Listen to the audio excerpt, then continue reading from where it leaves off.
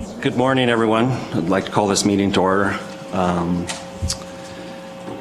Council is conducting this meeting in person and via conference call in accordance with Municipal Government Act Section 199. Council chambers is now open for public attendance in person. However, councillors and members of public may still join meetings remotely using our current teleconference process. If you have submitted a comment or request, the chair will call on you at the appropriate time. The chair may also ask for comments and concerns from the public relating to a particular topic, and at this time, phone lines will be unmuted. If you'd like to speak, please state your name. We ask that only one member of public speak at a time. All persons will be allotted 10 minutes to speak as per a procedural bylaw. We ask that if the meeting recesses, any callers hang up and call back as the meeting reconvenes. This helps with call quality.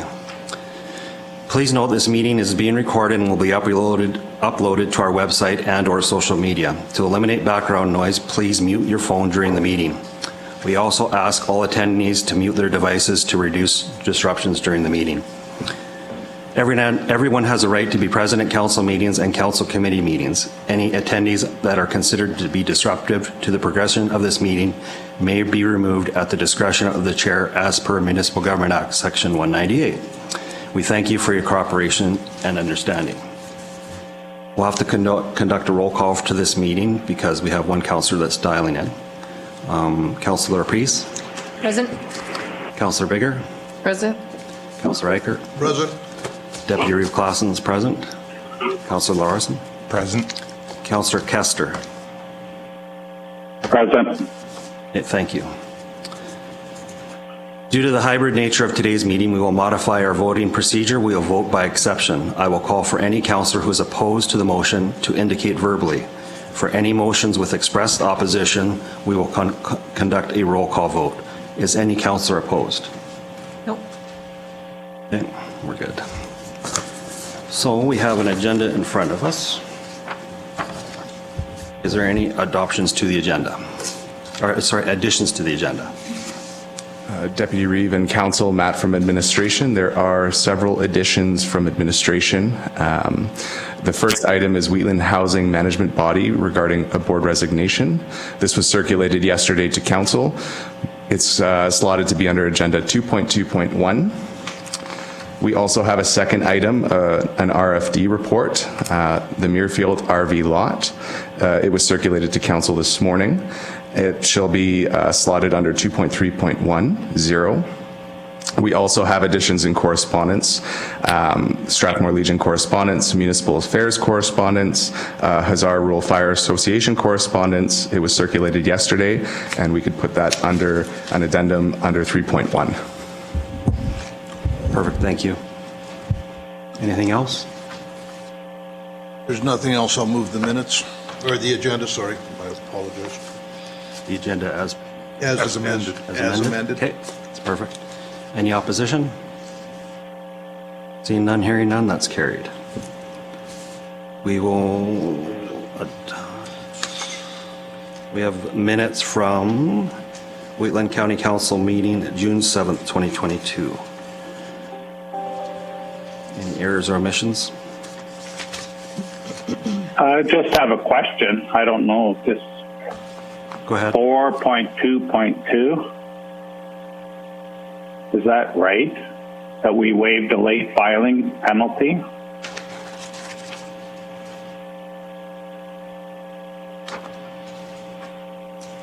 On the minutes? I wasn't at the last meeting. I had, on the minutes, Yes. 4.2.2, page 9. That is, Council waived the late filing penalty? yes, that was approved by council. And that was in regards to the TIP program, to encourage the company to go into the TIP program. Okay, I'll have more comments after when we go to the TIP program then. Okay. You have a motion on the floor? Yes. I'll move to accept the minutes as presented. Okay, thank you. Any opposition to the minutes? Hearing none, seeing none, that's carried. So we're moving to the public hearing. No, I think we have. Committee of the whole meeting? Oh, sorry, committee of the whole meeting. Thank you very much. Committee of the whole meeting minutes, June 14th, 2022. Any errors or omissions? Motion to accept. I'll move the minutes as presented. Thank you very much, Councillor Baker. Any opposition? Hearing none, seeing none, that's carried. We'll now move to the public hearing. We have 2.21, Bylaw 2022-06. I move that the process for Waitland County Council meeting as pertains to scheduled public hearings will be as followed. Public hearing, first reading if required, which we've done that, then consideration for further readings of the bylaw for those public hearings that have been closed. I further move that the process will take place in the absence of resolutions and go in and out of council before each public hearing. All in favor? Any opposition? Sorry. Any opposition? Hearing none, seeing that, and that's carried. I'll call the public hearing to order. Welcome. Does any member of the public have any objection to any councillor sitting on council for the public hearing? Yep. Okay. Please state your name. Brenda Knight? Oh, you have to press the button. Brenda Knight. Yes. So it's occurred to me that you have been attending meetings with the Strathmore Ag Society on the development of this project. And so, yes, you can sit as a councillor, but you can't sit as a planner and on the MPC. So I'm asking you to be removed. So this is an MPC. Honey. Absolutely. Through the Deputy Reeve to Council.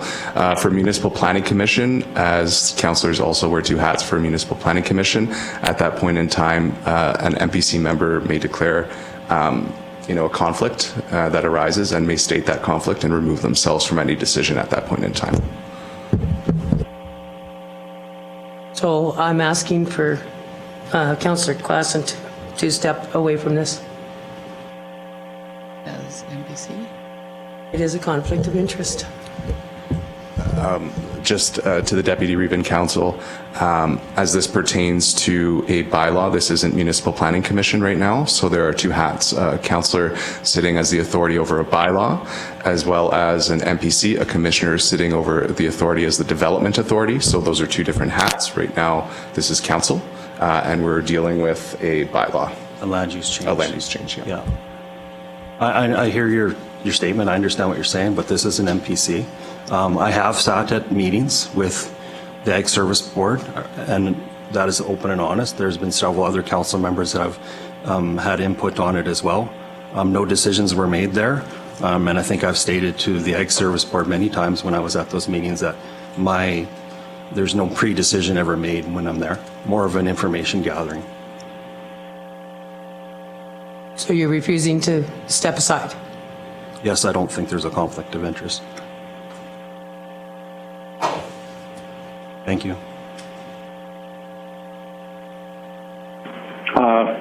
Deputy Reeve. Yeah, go ahead, Councillor That's Castro. Glenn here. You mentioned Ag Service Board. There was no Ag Service Sorry, Board. not Ag meeting. Service Board, Agricultural Society. I will correct myself. Okay, thanks. Question to staff, can you please verify that the notice of public hearing was circulated in accordance with the Municipal Government Act?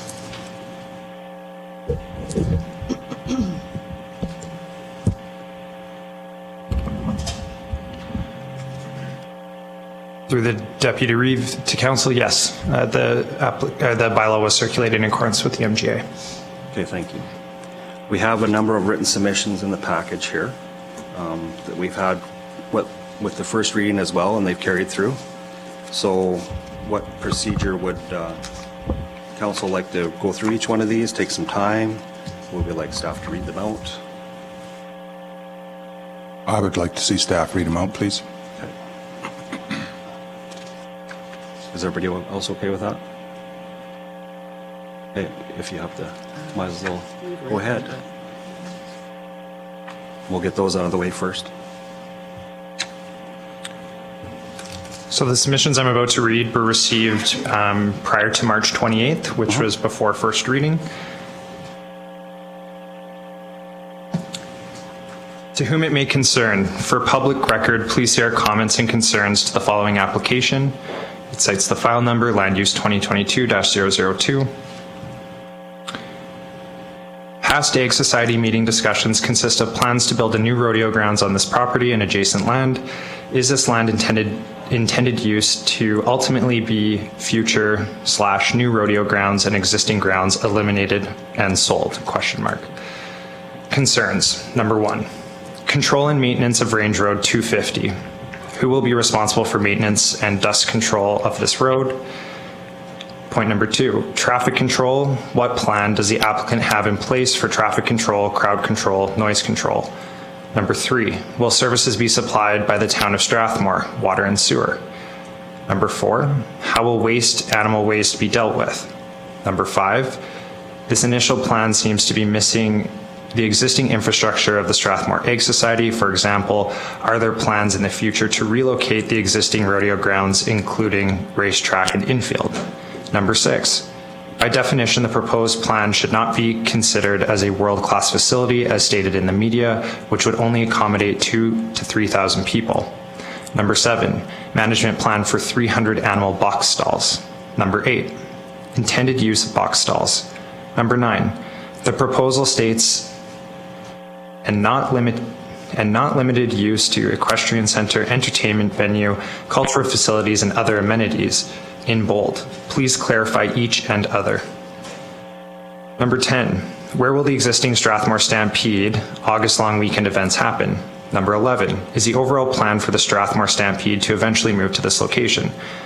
Number 12, will there be future expansion to accommodate future rodeos, chuck wagon events?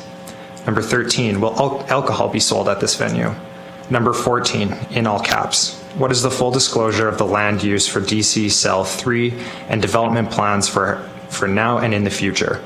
Number 15, is the future use of 300 box stalls to be used for chuck wagon horses now and or in the future? In conclusion, we are opposed to the rezoning of said parcel of land due to the loss of agricultural land, and the facility should be located where already existing rodeo grounds are currently, and this is signed in an email by Vernon Lundy and Bonnie Ordinaro.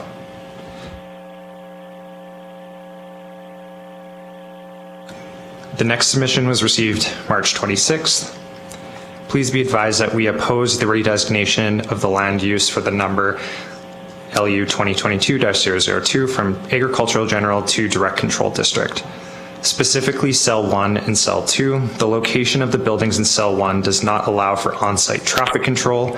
Instead, it relies on traffic control on county road allowances, costing county taxpayers for law enforcement for traffic control and disrupting regular daily traffic flow on both Township Road 244 and Range Road 250. The current allocated Cell 2 should be extended south to Township Road 244 and extended to the north with accesses from Township Road 240 only. This will become Cell 1, which should include both buildings and parking/campground. Township Road 244 must be widened with proper turn lanes, bypass, and acceleration lanes to the east and west. The building currently planned in Cell 1 faces directly across from my homestead with access off of the Range Road 250, which could only be paved with the non-bannable pavement. Currently, Township Road 244 is banned on average of 11 months of the year in the county. The west end of Township Road 244 within the town of Strathmore connecting to Highway 817 is also banned the majority of the year, and since being turned over to the town has fallen into a state of disrepair with the lack of maintenance, compromising its shoulders and creating an abundance of potholes. The road bans have forced both my operation and M&M Drilling to use Range Road 250 north to Township Road 250 as our only access for our heavy equipment. We are adding an excess of minimum of 5 miles one way with associated costs. Canada Post maintains the rural postal site just north of Township Road 244 on Range Road 250. Traffic has worn this road into the ditch on the west side of the road due to the users turning around on the road, others using our driveway to turn around. Range Road 250 from the north of our driveway to Township Road 244 usually is a washboard. The county does a good job of maintaining it. As we all know, washboard is caused by poor acceleration and deceleration rates. Adding traffic to Range Road 250 will accelerate deterioration of the road. calcium is not an option as it does not address the increase in traffic for the size of the proposed facility in relation to how often it requires grading. Access to the facility must come from Township Road 244, and the Strathmore Agricultural Society must use their property for on-site traffic control, meaning they will have to locate their buildings farther north and central to the property, resulting in less impact to the surrounding neighbors. Lineups to access facility parking kiosks must be on their property and not on the edge of their property. They could be specifically allocated to certain demographic, for example, public, staff, contestants, emergency vehicles with dedicated exit lanes, reversible when needed. It's important to understand the variety and number of vehicles accessing the facility, ranging from small cars, trucks and trailers, semis, and that's just for the Western event. What will the traffic look like if they host an oil and gas petroleum show, ag equipment show, or an RV show? I would also recommend they turn the building facing south, firstly due to prevailing winds and the view from the lounge / rentable space area. Further, what precautions will be made for the remaining agricultural lands regarding fire control? Will the cover crop be a forage crop? What is the on-site fire control plan? As I understand, the year-round multi-use facility will accommodate 1,500 seating area, 8 VIP seating areas, 1 private meeting area, 1 lounge rentable space, exhibitors, competitors, staff events, and 780 parking stalls. Note that the capacity of each of these just listed are in question by the author. If developed properly, there should be no negative impact on pre-existing properties or traffic patterns due to this facility should it go ahead. Respectfully, signed by Boyd Myers, and this was received in person. The next submission was March 28th. Yeah. I know you're going to be doing probably the bulk of the presentation. If you want to pass the reading on to Matt, he's offered it, so you can focus on what you got to do. Yeah, Taylor has a presentation to do, so I'd gladly read the rest of the submissions. For sure. Thanks, Deputy Reeve. So the next submission dated March the 28th, the address, attention Taylor Felt, Planner 1, regarding file LU 2022-002 land redesignation. Dear Taylor Felt, I'm opposing the land redesignation proposed in file number LU 2022-002 for the following reasons. If this redesignation is allowed to, the excellent agriculture land on this parcel will forever be lost to a more urban facility. The county has a responsibility to protect the environment and to maintain land that is in high agricultural production area. As stated in the proposed plan, cell 3, it states that the purpose and intent of this cell is to promote and accommodate agricultural land uses that support the goals and objectives of the municipal development plan and preserve the agrarian character of the county. The land shall also be used as agricultural support land for the event center, such as an outdoor area for horse warm-ups, as well as agricultural support land for 4-H and rodeo schooling. The juxtaposition of this redesignation goes against what the county seeks to preserve. The use they are proposing for cell 3 is taking out the production of good solid cropland and designing it to be support area for the other 2 cells. Under the land use bylaw for the county of Waitland, I would argue that this is not the definition of an agricultural operation on agricultural land. Waitland County should be against this redesignation on those premises alone. This redesignation is not preserving the agrarian character of the county, but doing exactly the opposite by removing very fertile cropland.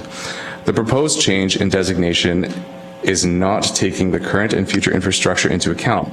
They are proposing studies for water, wastewater, stormwater, and vehicular egress access to be completed after the redesignation at the time of building permit application. These studies should be completed before redesignation, so if they are insufficient, there is no reason to approve the redesignation. A proposed plan of this magnitude should have to account for these infrastructure issues prior to redesignation before costing the county and its taxpayers for possible road improvements, etc., in relation to this project. I would also question the intention of moving the entire rodeo facility to this property in the future, as has been rumored in the past.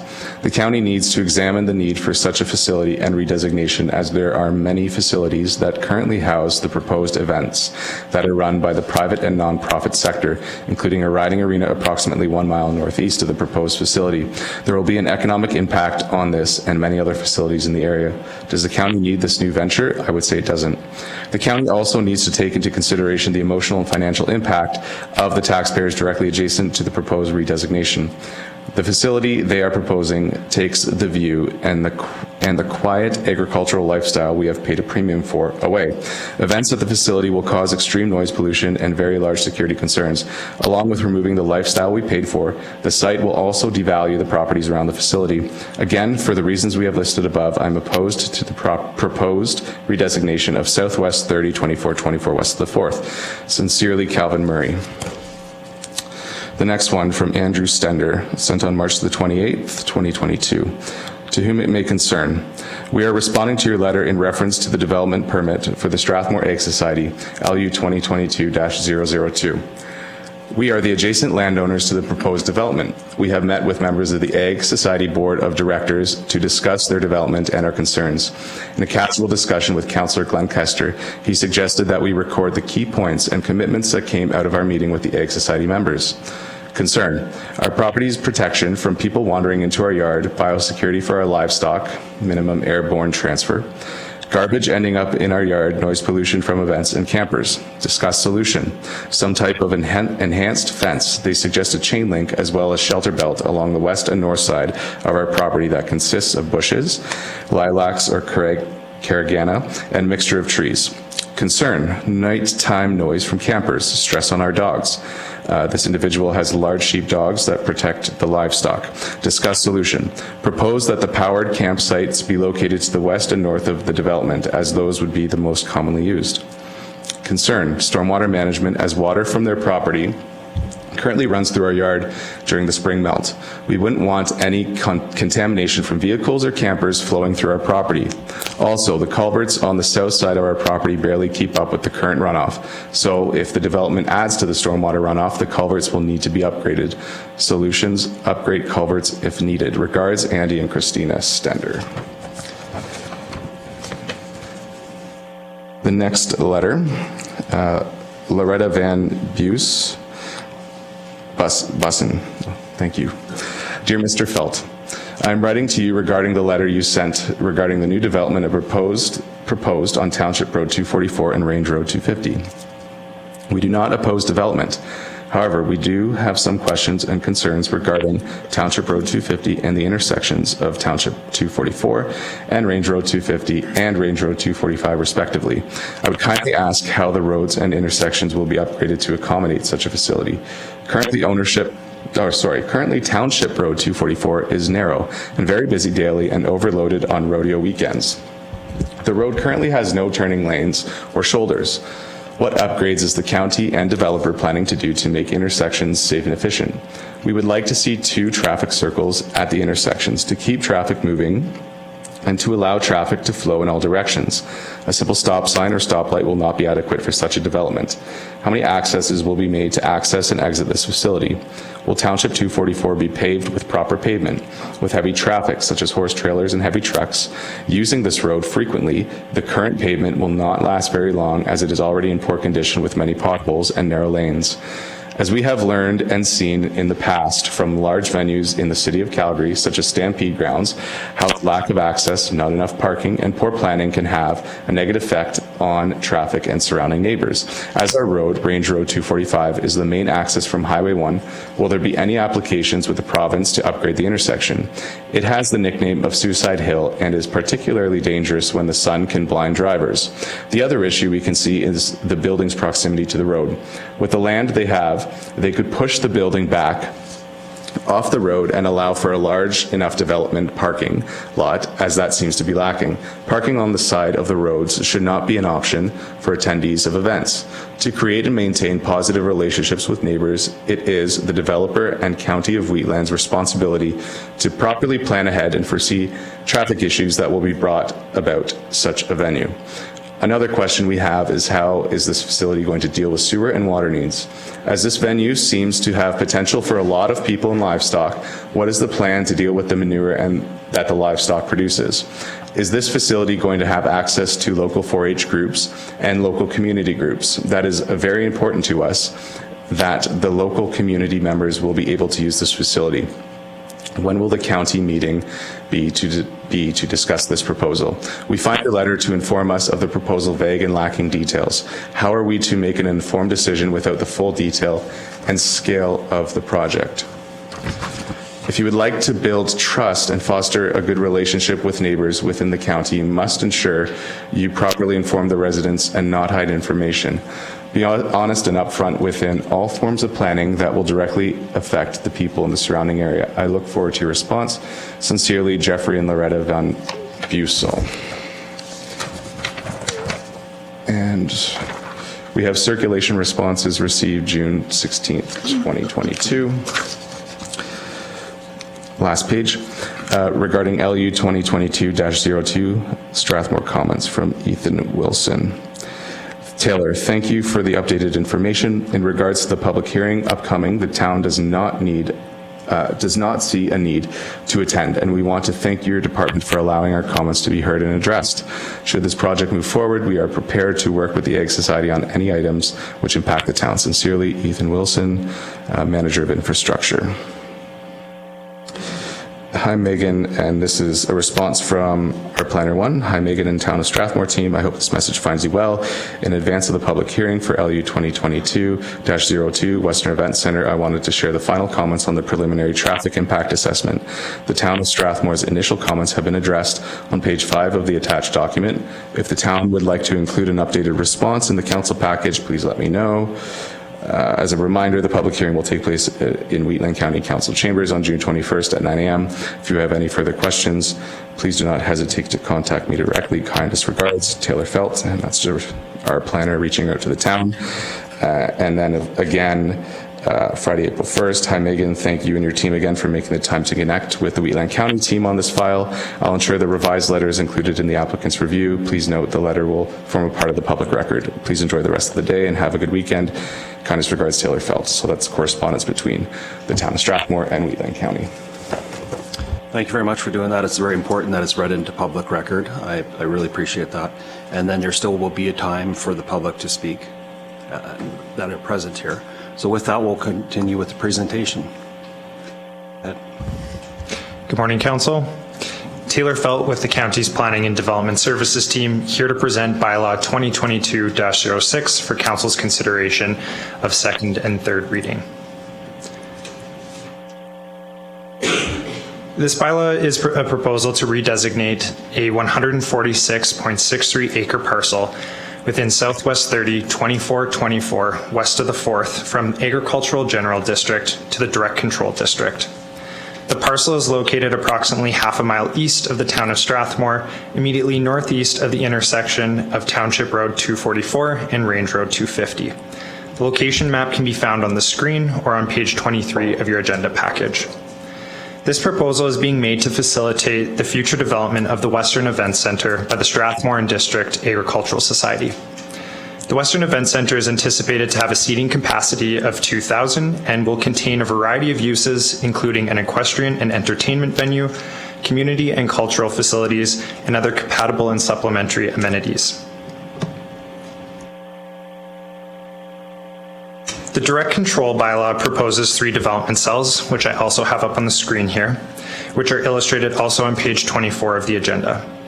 The development cells have been located to direct more intensive uses with potential for greater off-site impacts in cell 1, with lower intensity uses provided across the remainder of the parcel, so as we go northeast.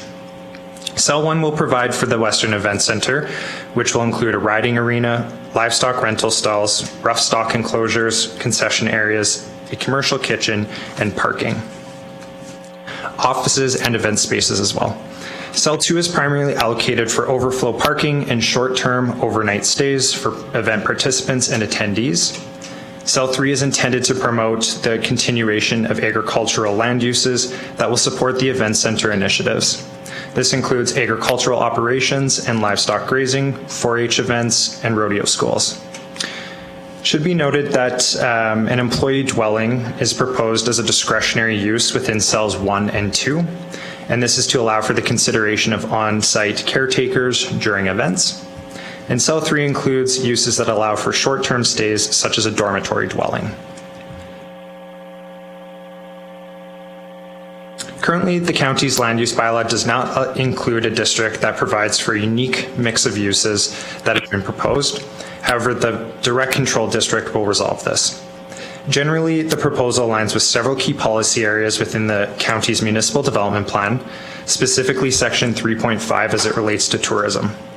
The tourism objectives and policies seek to promote agritourism and tourism generally within the county as an economic development tool, to foster year-round tourism opportunities that encourage continuous tourism, leverage tourism as a regional tool to attract investment and interest in the county, and diversify the county's tourism destinations. Several policies within section 3.5 also require the proposal to demonstrate that it will not have adverse impacts on nearby lands or the natural environment, and if any impacts are identified, that they must be mitigated by the applicant to the county's satisfaction. If the land use redesignation is granted by council, a development permit will be required prior to any future development on the site, at which time the details regarding landscaping, site access, stormwater management, water and wastewater servicing will be confirmed. These technical reports and studies in support of servicing the site will also need to demonstrate, as I mentioned just now, that the proposed development does not negatively impact the adjacent lands, and these will be required at the development permit stage again. The applicant included a preliminary traffic impact assessment with their submission. However, the final assessment addressing potential impacts to the county's traffic network is also required at the development permit stage. The TIA indicates that the proposal will result in increased vehicle trips owing to the events that are proposed on site. And the county's third-party engineering consultants reviewed the applicant's TIA and determined that the transportation network can accommodate the proposed development, provided that network improvements are undertaken. I'm just going to navigate to a diagram I created here to illustrate some of the upgrades that were identified in the TIA. The lights or something, I'd like to see that screen, you can't see it back here. Are we able to? I either have to stand up and Yeah. turn around or. For sure. Yeah, no Like, problem. It's nice that you have it on the screen, but. That help for everybody?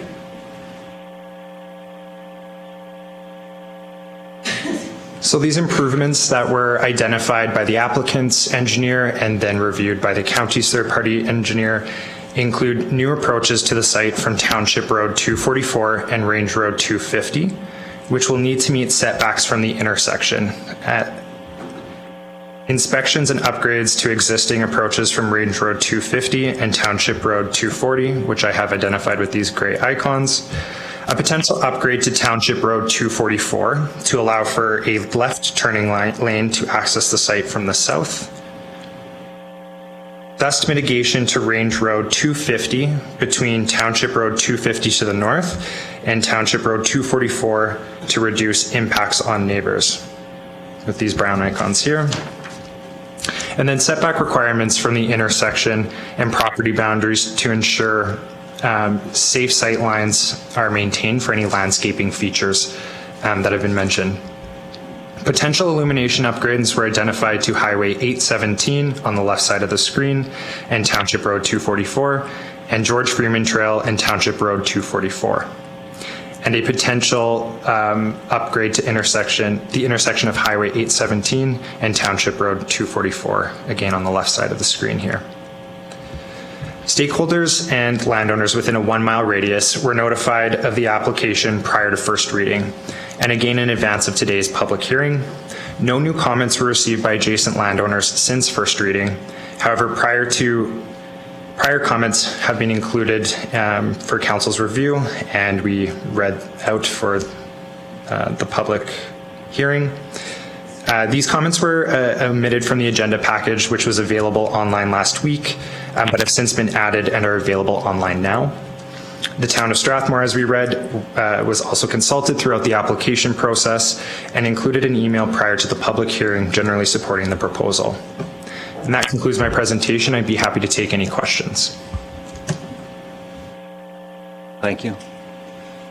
Any questions from council?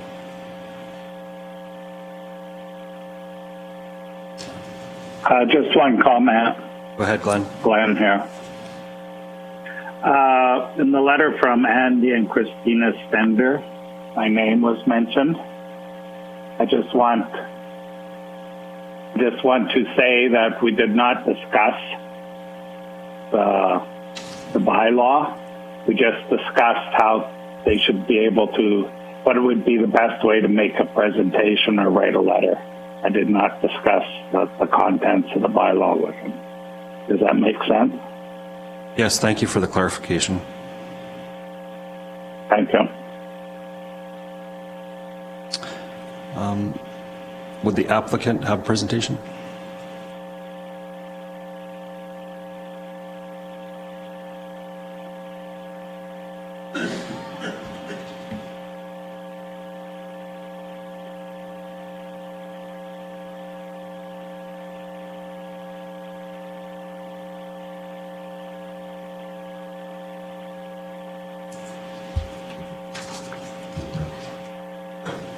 Again, please state your name when you speak for record, and then if with the presentation we've got the lights dim so everybody can see it.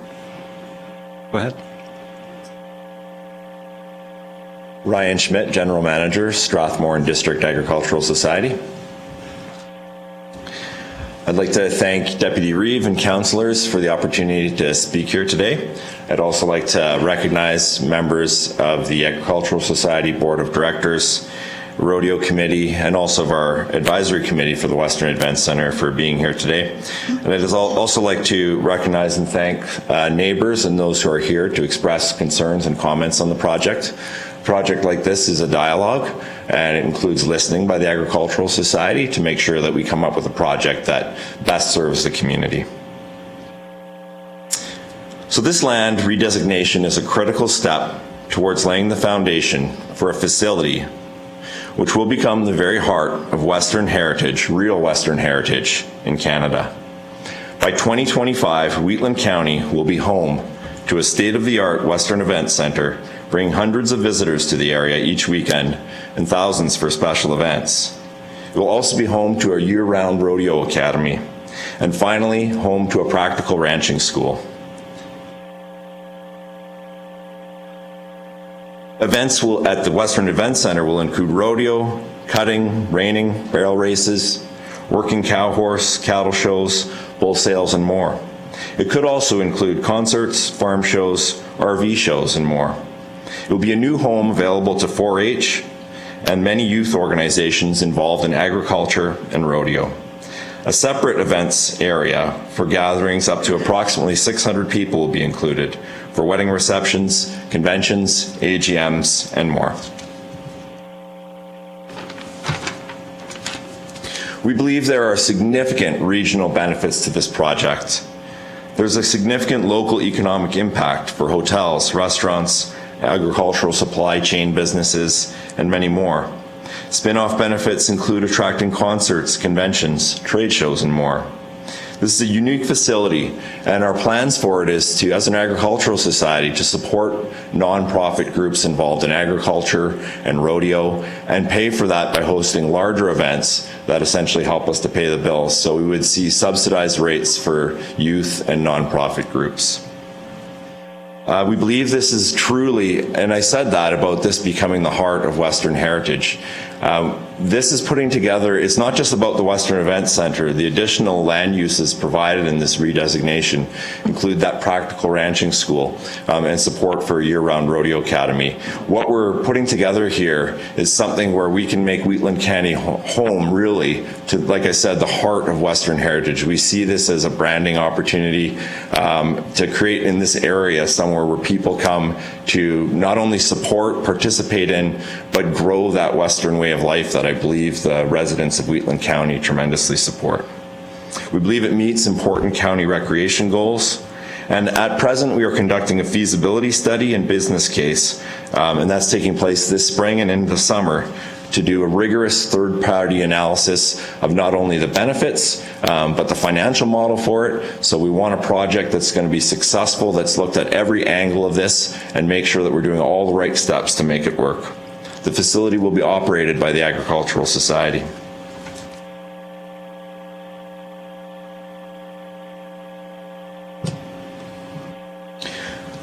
Moving to the site context plan here, you can see the proposed development is located here in Waitland County. It's not quite 160 acres, it's on the quarter section though. And you can see in the bottom left-hand corner there, as was shown by the planners earlier, we have the Western Event Center itself. There's the main Western Event Center building, which is right here. I don't know if you can see my mouse moving around. We have small parking lots. This is for day-to-day use for staff and for smaller events. The larger parking lot is where parking would take place for larger events where there's going to be significant attendees, and that's also where horse trailers and electrified plug-in spots will be. This little building here at the top, that's the rough stock building, so that will house all of our pens for the rough stock. And then on the bottom, you can see here, this is the horse stall building. And the design of this facility is very intentional. We did meet with members of our board and rodeo committee, travel to meet with people who have designed these type of facilities in other areas. And in order for a facility like this to be financially sustainable and successful, it's important not only to have your rodeo arena, that doesn't actually pay the bills. You do need to have those horse stall rental facilities and the electrified parking spots, which are a significant source of revenue to support the larger events and the operations of the facility. So this facility has been designed with ultimate sustainability in mind so that it can sustain itself into the future and not only not become a pressure on the Agricultural Society, but ensure that outside sources are not having to continually come in to fund this project. The idea is we design it right, we do it right, it's going to be successful, and a lot of thought has gone into ensuring that we have the right supports around this for this to happen. So if you look at the interior layouts here, you can see the riding arena. Through our advisory committee that we established, we had members from all the different Western disciplines involved, and they advised us on creating an arena that would serve a broad set of Western events. So the arena is designed wide enough to host the Western events that require the most space, but it also facilitates rough stock through the rough stock building. The timed event setup is such that it'll operate smoothly. The idea here again is we don't want a facility that serves one group, it serves all different kind of groups. We've got huge bay doors planned in it as well, so that you can access if you want to do a farm machinery show, for example. Every angle of this has been looked at to ensure its sustainability and its ability to serve a broad section of the public and Western heritage.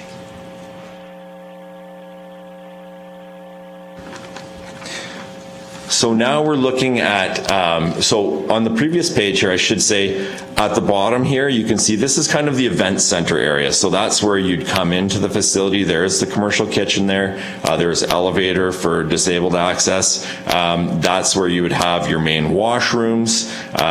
And you also have that elevator access to serve what is an event center on the second floor. So the second floor here includes the VIP suites. It also includes a separate event area. So you could have an event going on in the rodeo arena and then perhaps a separate reception or something happening in the event center. You can see on the right here, there's a layout of tables. Beside this is actually a retractable wall. So you could lay out tables across the entire area for a larger event, such as a wedding reception or a funeral reception. We want to be able to provide that service to the community at this facility as well. But with certain events, like perhaps the Senior Pro Rodeo, they like to have a banquet at the end of it. It can also service and support these types of events. So the whole idea with this facility is, yes, there are riding arenas around. We know there's many riding arenas around. There is not a facility in this region that serves larger events. When you get a huge cutting competition coming into town, for example, these are people who spend $60,000, $80,000, $100,000 on their horse. they want the barn facility set up that you have, and you have to be able to accommodate that. You need to have the electrified parking stalls so that they can stay in there overnight.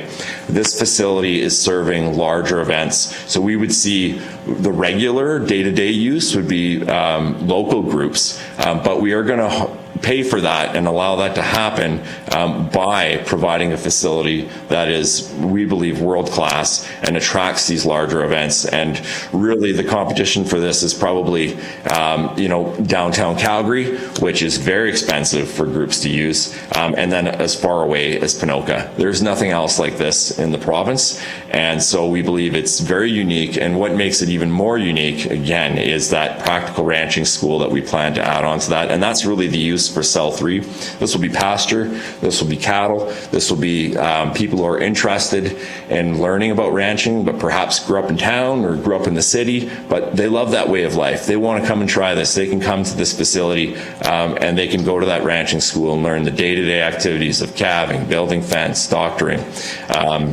and all, again, supporting this agricultural way of life that we love. And we also foresee the year-round rodeo academy occurring here within the facility. So all these pieces are part of a bigger picture and vision that we have. Sorry, Ryan, we're almost at 10 minutes here, so sorry. if you need more time, our procedure is 10 minutes, otherwise we can give you a little more. Yeah, so just status, phase 1 is conceptual design. This is the last page. Cost estimate and permitting, 2021. We're continuing with developing our full financial model. Fundraising, feasibility, and permitting continuing in 2022. Phase 3 would be later detailed design and construction. And if all goes well, and certainly we'll need the support of the county through steps like this, operation and fulfillment of the Rodeo Academy and Ranching School in the 2024 to 2025 period. So thank you very much. I appreciate your time and attention today. Thank you.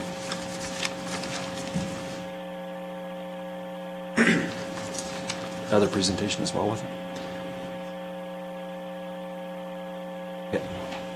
Hi there, folks. My name's Cody Reimer with Modern Dimensions. I'm the project director there, reading a developer's statement on behalf of the Ag Society. Modern Dimensions Design was engaged by Strathmore and District Ag Society, the developer, to apply for a land use redesignation for the subject site. We wanted to acknowledge and provide a response to the comments received from the community during the public engagement circulation period that relate to the proposed land use application submission. The intended use of the land, the developer is planning to redesignate the site land use for a Western Events Center to host larger events, as Ryan had already stated to, which cannot be accommodated by the existing facilities in the region. In addition, the WEC, Western Events Center, will provide high-quality facility access to youth and non-profit agricultural groups such as local 4-H and other community organizations. The developer intends to keep and maintain the existing facilities as the established agricultural society grounds in the town of Strathmore and will continue to host all regular scheduled events. The developer does not intend to host any of the events at the Western Events Center, which are already hosted at the existing grounds in the town. Regarding traffic impact, as a part of the due diligence for supporting the land use application, the developer engaged a professional engineer to conduct a traffic impact assessment to speak to the anticipated vehicle impacts of the proposed event center. The TIA considered five study intersections, mainly along Township Road 244 and Range Road 250. These intersections were reviewed by the county's third-party engineer and confirmed to have the highest anticipated impact from the proposed land use change. The findings of the TIA noted that all studied intersections will operate acceptably in all scenarios with a high level of service, with existing roadway designs remaining within daily volume guidelines, and that no intersection improvements were recommended. It was noted that the existing background traffic warrants intersection changes at Highway 817 and Township Road 244. Regarding parking, on-site parking requirements were also considered during the TIA process. Cell 2 has been proposed to accommodate parking requirements during the large events and to meet anticipated parking volumes in compliance with Waitland County's land use bylaw. Off-site parking will not be required The event hosts will also provide traffic management personnel during large events to mitigate any anticipated short-term traffic disruptions. Additional considerations, any additional comments that are outside the land use redesignation process would be considered during the development permit application process in line with the Waitland County's land use bylaw and standard planning practices. In closure, we trust this letter provides further clarity in support of the proposed land use designation application for the subject site. Should you have any questions, please feel free to ask. Thank you. Thank you. Are there any questions from council? Go ahead. Just a question for Ryan. Did you guys do a business case to see how the events would come that would make a profit for this? Yeah, so as an advisory committee, we did a lot of consultations with different groups to get a sense of, okay, what would the usage patterns be? Can this be sustainable? And we found those to be quite favorable. However, as part of our confirmation due diligence, and this is part of the feasibility study, all those assumptions we've made into our financial model and our business case are being rigorously studied. And ultimately, as part of the feasibility study, will be a business case that will either affirm our assumptions or likely adjust them or deny them. And that's due diligence we want to do for ourselves as well, but for the county and any other stakeholders involved. So there will be, that will be part of the package that's coming, will be rigorous third-party study of all of our assumptions and a business case. Yeah. Perfect. Thank you. Thank you. Any other questions? Okay, we'll probably get the lights back on because we'll be going to the public input now. We'll be having people come that support the application. I ask that if you have submitted a letter prior, please focus on new information if you can, so you don't repeat yourself. We have read everything. Not wanting to shut anybody down by any means, but just trying to focus on new information would be best to keep the flow of the meeting. So any persons in support of the application in the audience, if you want to come forward, please do so. The mic's there. State your name, and you'll have 10 minutes. You have none. I'll ask again, if anybody, even on the line, is in support of the application, please state your name and say your piece. I'll ask for the third time, if anybody's in the audience or on the phone line would like to speak in support of the application. Okay, hearing none, we'll move forward with persons with concerns or opposed to the application. If you'd like to come forward, the mic is open. Please state your name. When you get there, thank you. Good morning, Calvin Murray. Good morning. So, I mean, you read my letter, Yeah. pretty much. It says what it says. One thing, like you talk about agricultural, it's commercial. It's not agricultural. And if you go to your municipal development plan, it says here, the guiding principles are protecting and enhance agricultural lands. A secure and productive land base preserves the county's heritage and provides food security, employment, and wildlife habitat. Now, you can keep going on. I can keep reading where it says the same thing, page after page after page after page. And it's just a few. There's a lot more in there. No, this is not agricultural. It's commercial.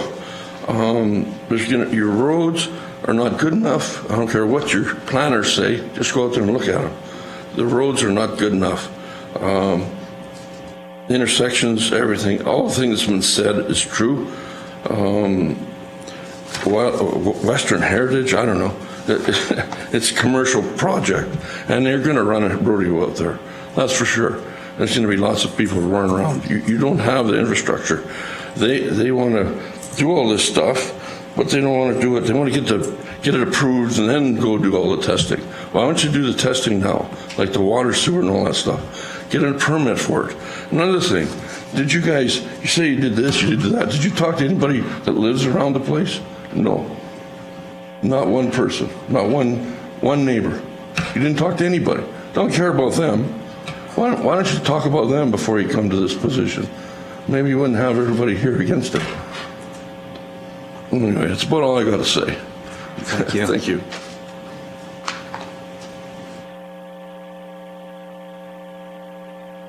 Anybody else would like to speak? Please come ahead. Can we get the picture of the roads up again? Yes. Do you have a laser? I don't have one here. There might be one. Don't think so. Hello? Is this one you wanted? Yeah, Brenda? please. Thank you. Do you have a laser? Cool. And then when you kill some lights? Did you need a bigger map than this one? No, I don't know what you got there.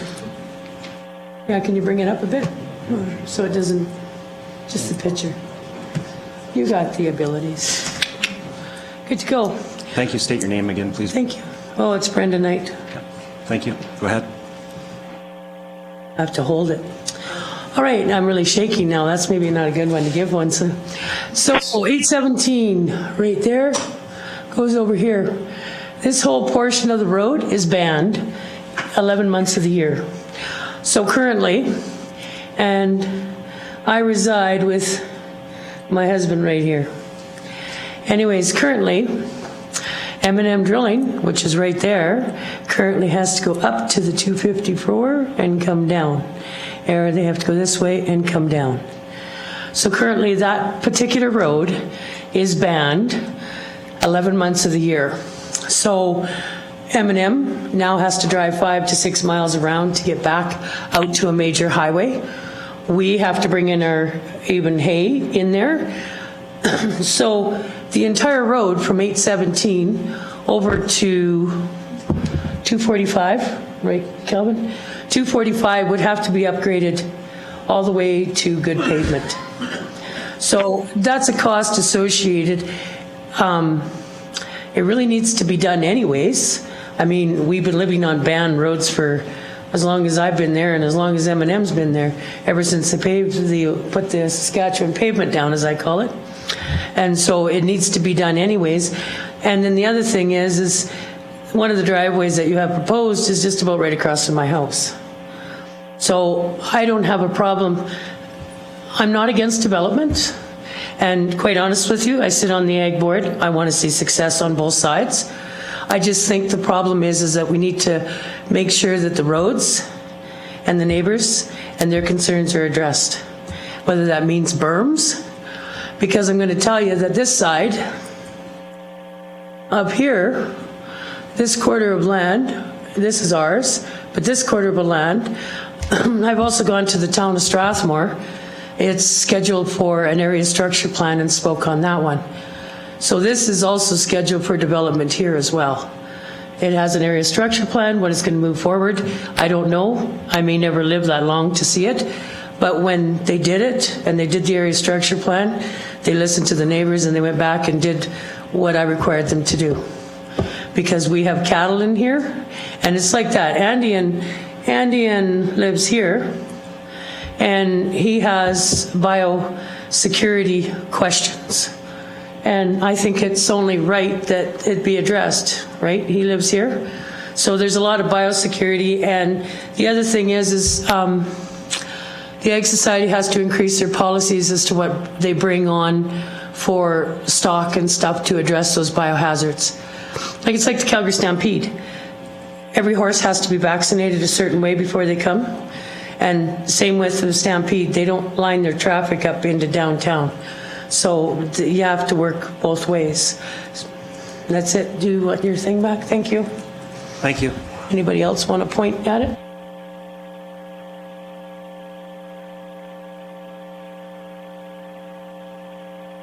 Anybody else want to speak in opposition?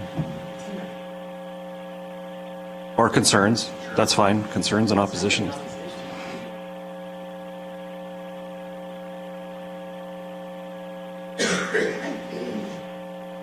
Make sure the mic's on, Andy. Please state your name. Andy Stender. And as Brenda pointed out, I live, my wife and I, Christina, live in this little corner here. So it does impact us. We did have a meeting with the Ag Society, so I appreciate that. As I stated in my letter, we did have some discussions about concerns, and I guess part of why I'm here is, I don't want the discussions to be registered and then just forgotten once the development is made. I kind of want it on record that they've said they were going to do some things. But since then, again, I'm totally for development, entrepreneur, built a business here in the county. So the concerns I have that I would like to readdress are, one is well water, or what the plan is for water use. You got a number of animals coming on board. There'd be intense use, I assume, on the weekends.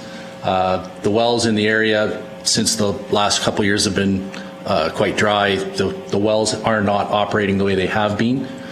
So I'd be concerned about impact on wells. And then with the current rain, reminded us it could rain, I got to come back to stormwater management. I don't see any plans for storm ponds or holding capacity.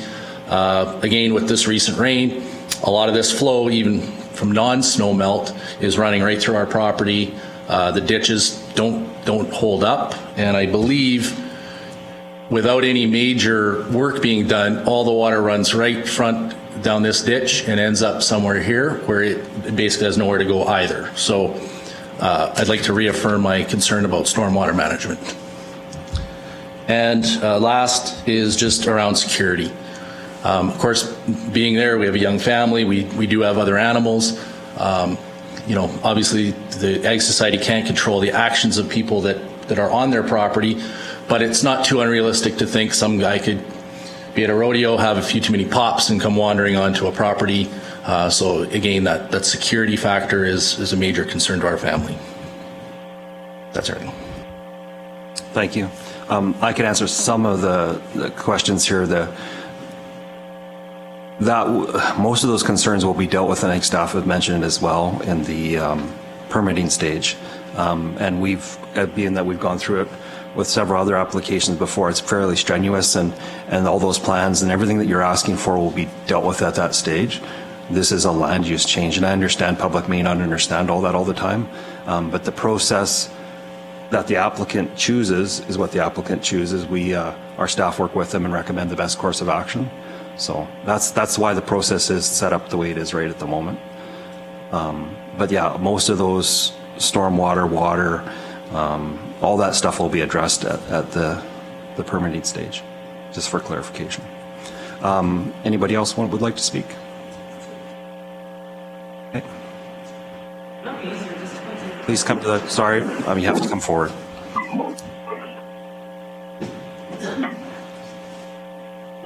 Brendan, you decided where you want this building, but would it not be easier just to put the entire property into direct control? And then they have some options? Because if you approve this today, they can only build in those little things. There's no chance of possibly moving it back or changing it. So why not put the application into full direct control? And then at least you have some ability to accommodate the neighbors, the people, the Ag Society. If you put the entire property under direct control, it would be easier. Okay. I'll defer to staff for an answer on that one.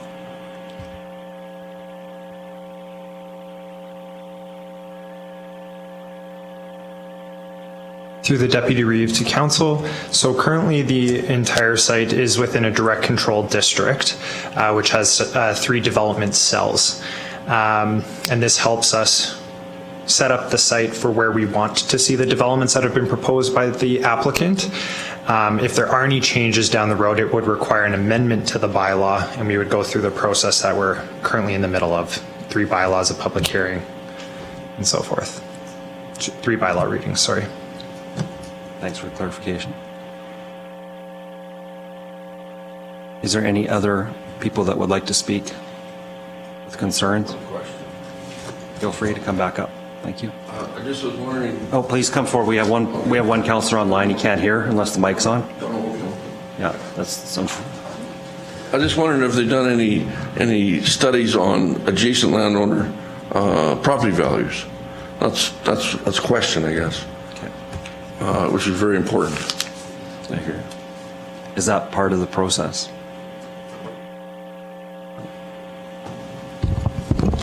Through the Deputy Reeve to Council, the question was, have we done any studies on property boundaries? Yeah, impacts to property value.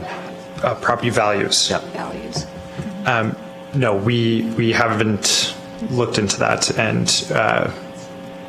wouldn't typically request that with a complete application of this nature.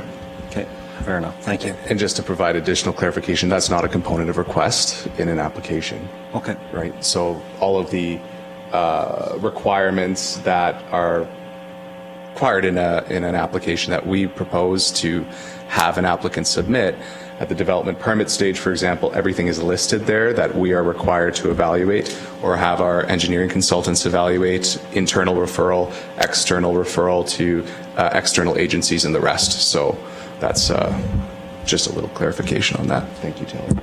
Thank you for the answer. Is there any other people that would like to speak?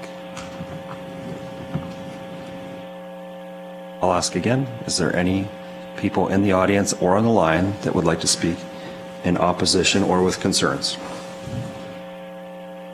I'll ask a third and final time, is there any people in person or on the line that would like to speak in opposition or concerns to the application? Hearing none, we'll move forward. Process is that the applicant is given the opportunity to address the comments presented or submitted in writing. Is the applicant prepared to do that now? We kind of did a little bit, but anything that you've heard that... If we get the lights back up, please.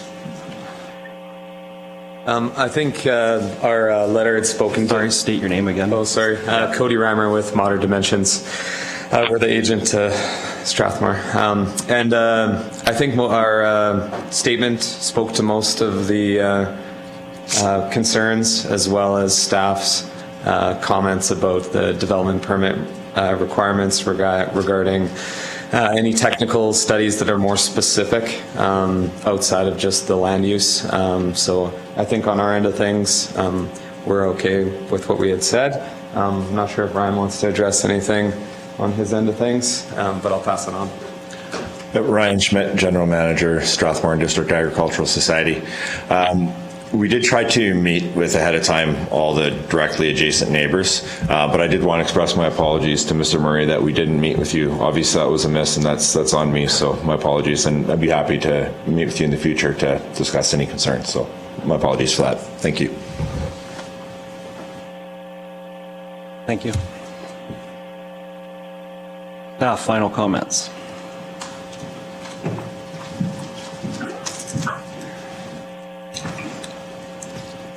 Through the Deputy. As a counselor, I'd like to have a comment. Go ahead, Councillor Kester.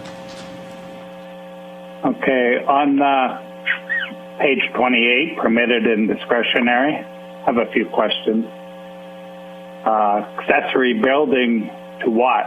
The community building, the farm building, office, restaurant, retail, going on down there. And solar, I don't think I've heard one mention about any solar panels and a tower. These are all permitted uses. And then when I go over to discretionary, we get cultural facilities. I thought that's what we were building, was community building and facility. We have restaurants, and we have discretionary drinking and eating. We have, again, equestrian center. I thought that's what the facility was. Farmers Market Outdoor Cafe, restaurant. Recreational major. This whole development is a recreational major. It's not very clear to me. And if it's not clear to me, I don't know how clear it is to anybody reading the bylaw. That's one comment. I just assume have it all discretionary. There seems to be a lot of questions out there. Maybe a lot of the legwork, getting the area residents all on board or answering all their questions or having the answers part of this document would have went a long ways too. So I think there's a little more legwork needs done. And this permitted and discretionary, the way it's sitting there, I can't really support that either.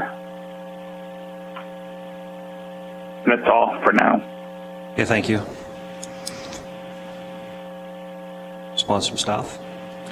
Through the Deputy Reeve to Council, the way that the cells have been structured in this DC bylaw is the more intensive uses and those that we expect in that cell have been placed in the discretionary use category. And that then means that the application, once it's deemed complete, that's requiring those stormwater management plans, the servicing plans, et cetera, which are listed in the bylaw. That complete application will be circulated to adjacent landowners, and then it will also be brought forward to the MPC as the approving authority. The permitted uses, if we read the DC bylaw, will be at the discretion of the development officer, and they are less intensive uses, such as the restaurant, retail establishment, and solar panels, which will have less of an off-site impact. So that would be left to the development officer. Everything discretionary would be coming forward to MPC. Okay. And through the question, I thought this was Through the Deputy Reeve to Council, I'd like to add further clarification. The way these bylaws are set up for the discretionary is you will see the overall general use if it's a recreation major, and then it'll list some of the sub-things that will be proposed. You will see within the development permit the other uses that will be in that category so that the Municipal Planning Commission sees all of the uses. Then what happens is later when the permitted uses, which are part of the overall discretionary use, the development officer will then know it's already had the overall umbrella approval from MPC, and those buildings would only be under the development officer when it was included under the big general use. So if it was not included, it would then have to come back to MPC for further approval. So each time they come in with a different use, like the equestrian center, it would have to be listed before some of the farm buildings and such would be approved from the development officer. Thank you. Go ahead, Councillor Kester. still not very clear, and I believe this is a DC bylaw. Does it all discretionary come back to council? I don't believe there's any room for MPC in here, is there? Through the Deputy Reeve to Council, sorry, that is correct, yes. Every discretionary use development permit will come back to council, not MPC. Yeah. That's sorry. My bad. Me too. Sorry. The permitted uses will be evaluated by the development officer, which are considered secondary in nature to those that are listed as discretionary. That's correct. To me, it sounds I still find it, how can you have a permitted use of a community building and facility permitted, and then what makes it discretionary? Like you said, different cells, but I don't see any cells listed on here or anything. I think it's just too confusing. I would be a lot happier if it was all discretionary and any development comes back to council. That way, it's part of the council meeting, and it takes that gray area out of it completely.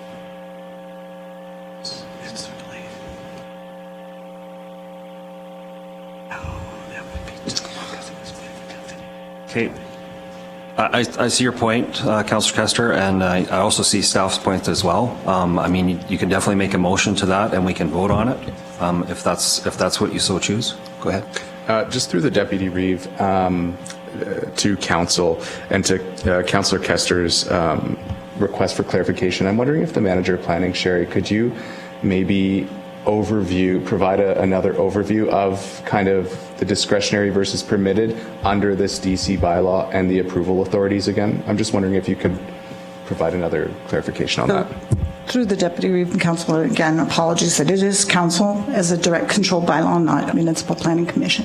But for example, the definitions, the larger one for entertainment venue, the uses that were being requested on the site went beyond any one used for recreation major, entertainment venue. So the definitions then break down smaller things that are permitted within that overall use.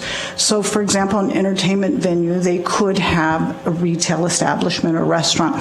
So if you're approving that, the development officer by the definition knows that some of these permitted uses would be part of that. So for example, I can give examples of another development permit where we did the umbrella approval, and on the site plan that came showed the listed buildings that would be included in that overall development approval. So if it was not listed in that, the development officer knew it had to come back for approval before she could allow that building. So it wasn't like you just had inside that entertainment venue, it would list the types of uses that would be included, so she would know when they come back for the development permit for that use, we would know then to watch for that use for a building permit as well. So it's listed. It wouldn't be just a blanket entertainment venue. You would know what all those subsidiary uses would be. But it was also to expedite not every farm building or every use that was just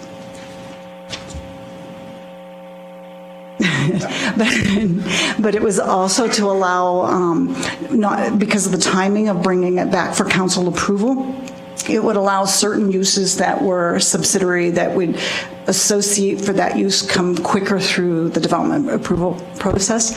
And as it was pointed out, these development cells, they're all being done in phases. So each time they come in, there will be parts that have to come in as they know what part that they're going to develop. So the first part might just be an arena, and then those uses would only be for the arena. And then it would come back if they're going to add on for a convention center. So it just depends on how the applicant comes forward with each application. So just to be clear. So what you're saying then, if they come with an application for an arena, it would come to council and there would be an actual diagram drawing of where the arena actually is with all the approaches and everything. That would come to council?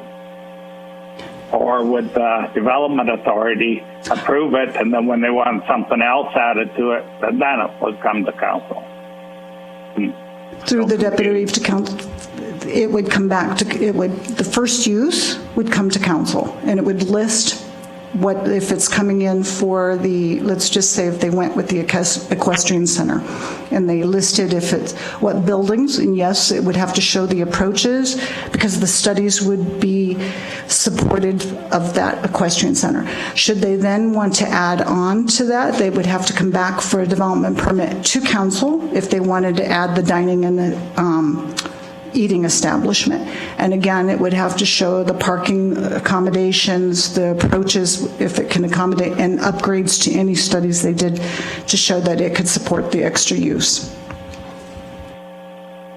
So what could the development authority approve then in the permitted uses? So if the... Can you approve anything before it comes to council, I guess is what I'm trying to say. You can't allow any building on there until the main or primary use comes to council? Through to council, that's correct. The overall first permitted use, or the discretionary use rather, for the facility has to come to council first. So there'll be no development on there until something comes to council? Through to council, that's correct. Okay. So when it comes to council, it's a simple, is it a bylaw amendment or a resolution? Through council to Councillor Kester, it would come to council as a development permit application with all the associated studies, with associated conditions, and any development agreement that may come out of those conditions. For approval, would you just need a resolution or a bylaw amendment?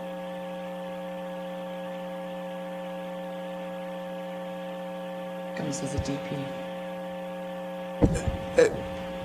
Like amending this DC bylaw. Through the council, if there's a change in these cells or from the DC bylaw today, should it get third reading, yes, they would have to go through the public hearing process and make an application to amend this DC bylaw. But for a development permit, you would just need a resolution then if it aligns with all the cells as today?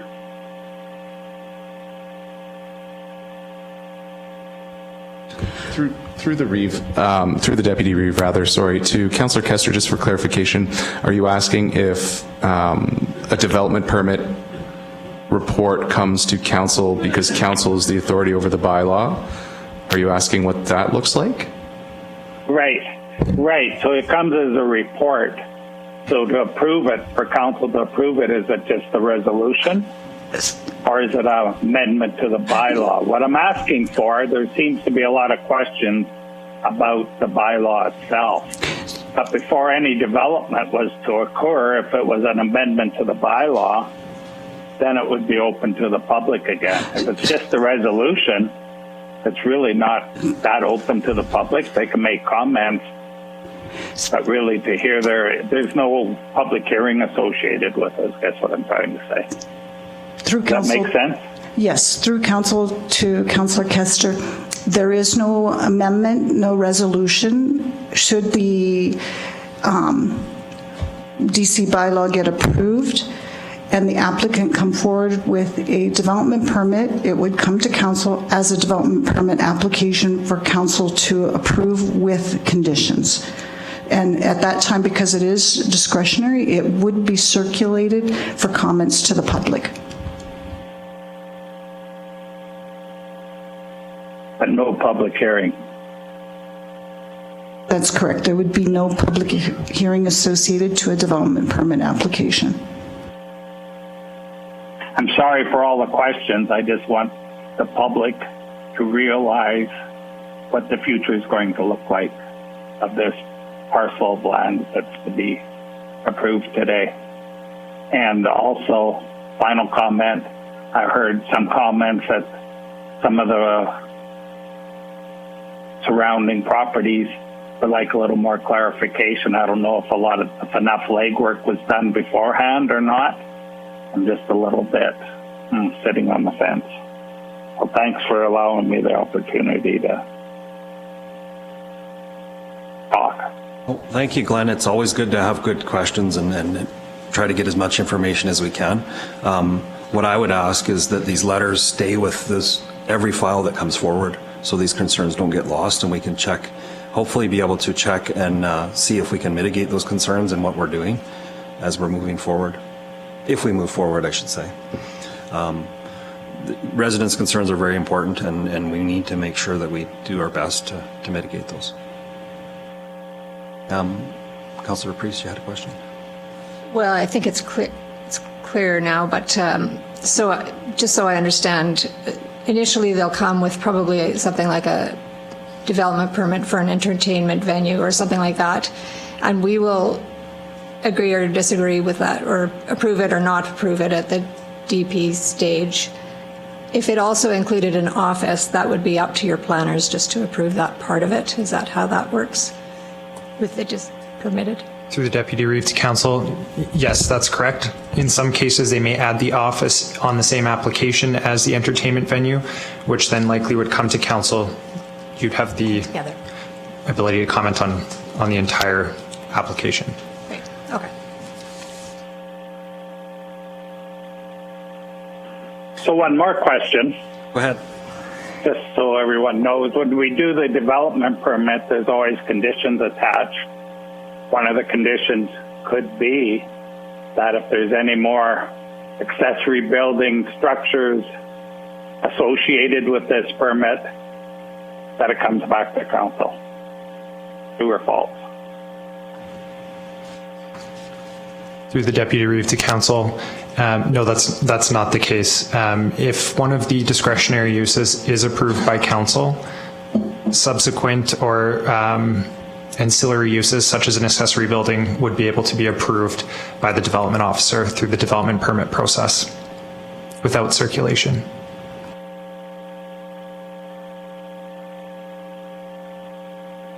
Any further questions of staff?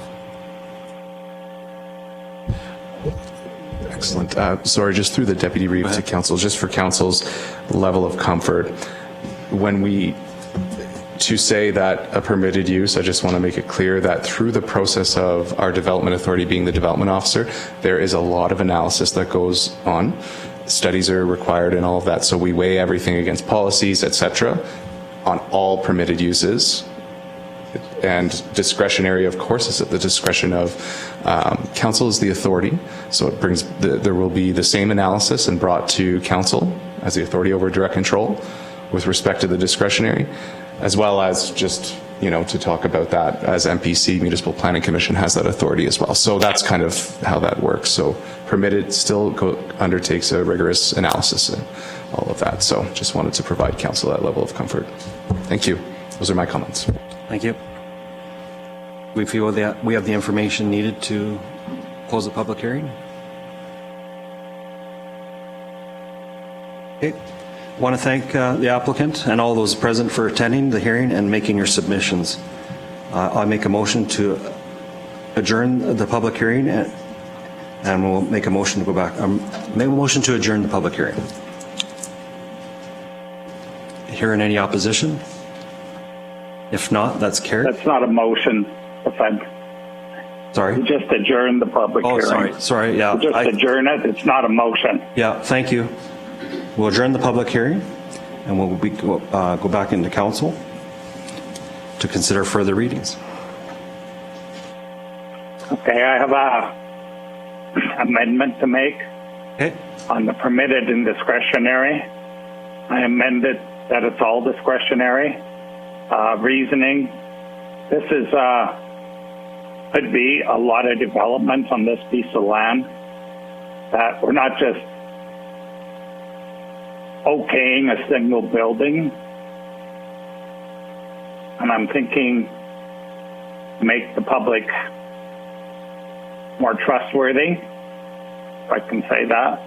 I would like it all discretionary. So if they come in and they want an equestrian center and they're thinking in the back that, we could like an office in there, it comes at the time of the discretionary hearing. It doesn't come back a month later or two and go to staff and get it approved there. I want it all discretionary. We have other holdings in the county. I think Bell Pole is one, that anytime they want to do anything on that land, it comes to council to approve. So I'd like to make that as an amendment. Everything is discretionary. So for clarification, you're looking at a motion? If it works,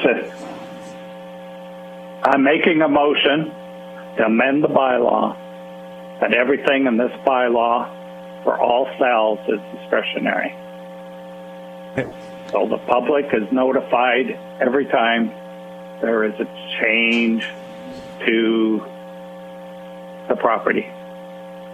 Okay. And that's on page 28 of the package, just for everybody to look at. Am I correct with that? Page 30 I got on mine. 28 through 30. 28 through 30? Okay. Oh, there's another one there. Okay. Yeah. Cell 1. Cell 2. And cell 3. I want them all the same. Okay. Bylaws. No permitted use in the greater parcel in all 3 cells.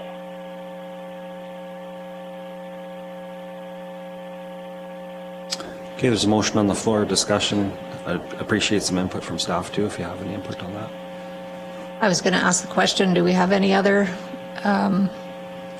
DC areas that everything is in discretionary? Is that? I think Bell Pole is. That's one of the older DCs, and that property in the corner of 24, west of Carsland. That property is used extensively, and anytime they want to build a building on there, I believe it comes to council. My belief, anyway.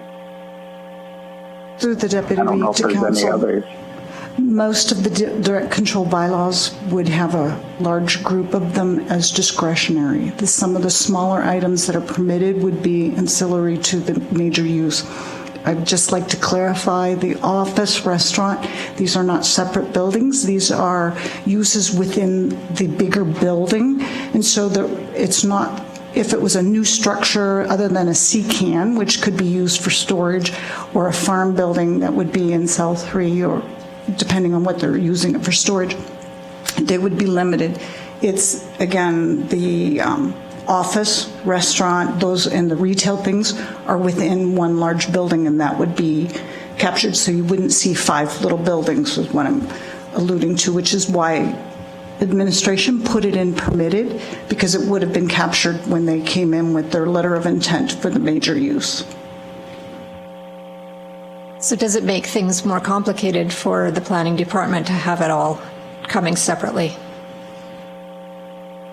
Through the Deputy Reeve to Council, it would make it cumbersome for the applicant coming in for permits to council for these ancillary uses. It does add process for administration as well for these ancillary uses to come forward to council.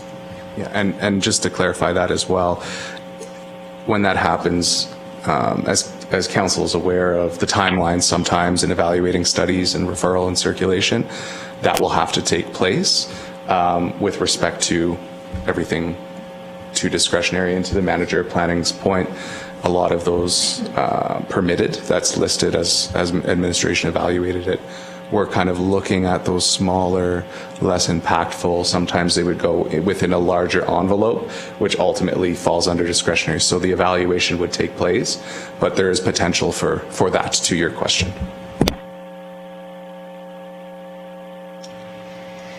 So for me, I don't see the need to have the things that are within a building to come separately. And then I also was thinking about, for my farm, I don't know the land use bylaws well enough, but if we wanted to build a shop or an accessory building, I'm not sure, is that, as a farm owner, do we have to, is it permitted or is it a discretionary? Through the Deputy Reeve to Council, within the agricultural land use district, farm buildings and accessory buildings and structures are permitted uses. So if they're over 100 square feet in size, they do need to apply for a development permit to the development officer. And they're not circulated to adjacent landowners. Gotcha.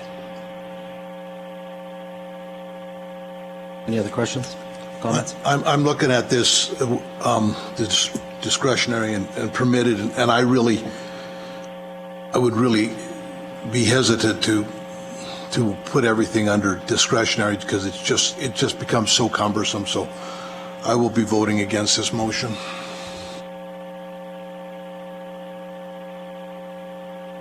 Any further discussion? For myself, I understand the intent, and I look at it and I think if they don't get the major, the discretionary, they're not going to get the permitted. And I think to some of the other history on council here, where we've had direct control come in, and I remember some private residential lots where it was quite cumbersome, people coming in trying to build a home, and it was because it was under DC, and we released some of that back to staff so it made it a simpler process, because in whole we approved the idea, and then they gave them the boundaries to work within. This is similar to me, what is here, and I don't fault Councillor Kester for bringing it forward, because I see the intent, but I trust that this will work the way it is presented. Further discussion? There's a motion before us for an amendment. Sorry, I missed the button. Go ahead.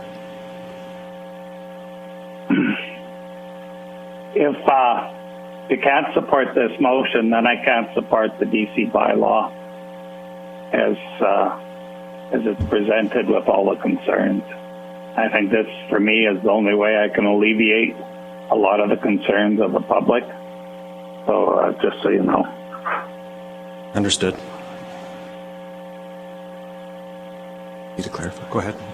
I was wondering if Councillor Kester would consider amending the motion to just list any accessory buildings have to be discretionary on this land use, but not the actual permitted uses within a building. Okay. I'm looking at solar mount, solar panel ground mount, solar panel structural mount. What building would you attach that to when it says it's on the ground? Is it all of a cell or one? Right there, I find that. Right? It's not an accessory building. Do they come in and say we want an equestrian center? No, by the way, we want 20 acres of solar panel. What do you attach the solar paneling to? Or the private greenhouse? How is that part of a different development? I think there needs, to me, I can understand it being cumbersome, but it's not plain enough to me.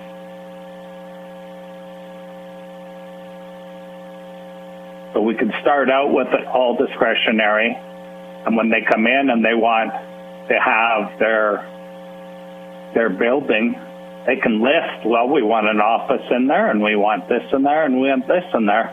And if it comes back and it's different, or we approve the whole building at the time, I don't have a problem with that. But to approve it, an accessory building doesn't have to be attached. So there's a disconnect there for me. Accessory buildings, make them all discretionary. It would clean it up a lot for me. Move the solar panels to discretionary, that would mean a lot to me. So just so there's no confusion in the future, I would move them all to discretionary and see how it goes. And in a year or so, there could be an amendment to the bylaw and we could have another public hearing. And if nobody's opposed to it, then it's okay. But to move forward with it, to provide a level of comfort, that's my solution. If you vote against it, well, you vote against it. I can't control that. That's just my perception.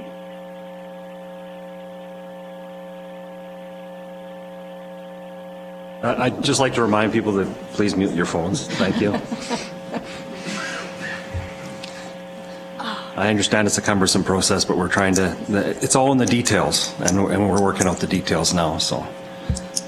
So I have a question then. So if everything comes in as anything in that plan, restaurant, office, everything comes in with the first plan, then it's passed. Okay? It can be bulked, grouped together, right? Just have to make sure you have a good plan. And just to clarify, so what we have right now is a motion on the floor from Councillor Kester with respect to moving everything permitted into discretionary. Should that pass, then we would go to the next resolution, which is second reading, and then we would include the amendments after the second reading resolution that you see in your agenda package as such. So the motion on the floor, if it passes, then we go to second with the amendments, third with the amendments, just as a process for council. My question, if the amendment passes, then, so for an application to come in for all discretionary use, they could task several of these in one point. Like if they're looking at one building, they could say, we're gonna pick the office, the restaurant, all that would be in one presentation to us. We could look at it that way. And there would be timelines attached to it that would be reasonable, I'm sure. Through the Deputy Reeve to Council, just to clarify, you're asking if a development permit application comes into the county and they include some discretionary and some permitted uses, will all of those come forward to Council for approval? If the motion passes, the amended motion passes and everything goes discretionary, can the applicant tick off a few boxes when they're looking at building a building and then say, well, we want to have an office, a restaurant? Can that all be in one presentation to Council? Yeah, I just wanted to make sure, yeah. That it's not individual meetings for everything. Right.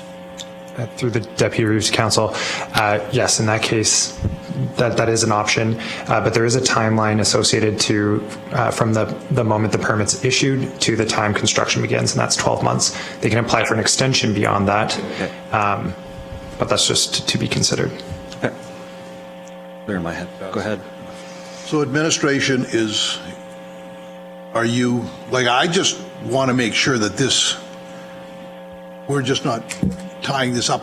When I came into council, I was looking at individual blueprints on houses to approve and not approve. And I knew I was the only one standing at the table that actually knew what the frickin' blueprint said. So I just don't want to be brought back with I don't want to put administration in the position that they cannot meet these timelines, and I definitely do not want we have striven so hard, I don't know if that's a proper word, to make this a developmentally friendly county. I mean, we've bent over, we are trying to make this easy to do.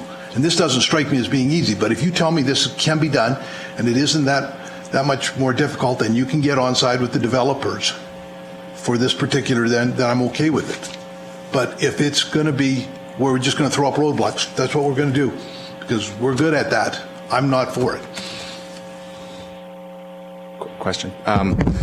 So to Council through Deputy Reeve Klassen, the comments made today in terms of the question and answer with staff still stand in my mind. However, we have an exceptional planning and development division here at the county, and so depending on council's wisdom, whatever it so chooses, in whatever direction it wants to go, we will implement and ensure that we work with every developer.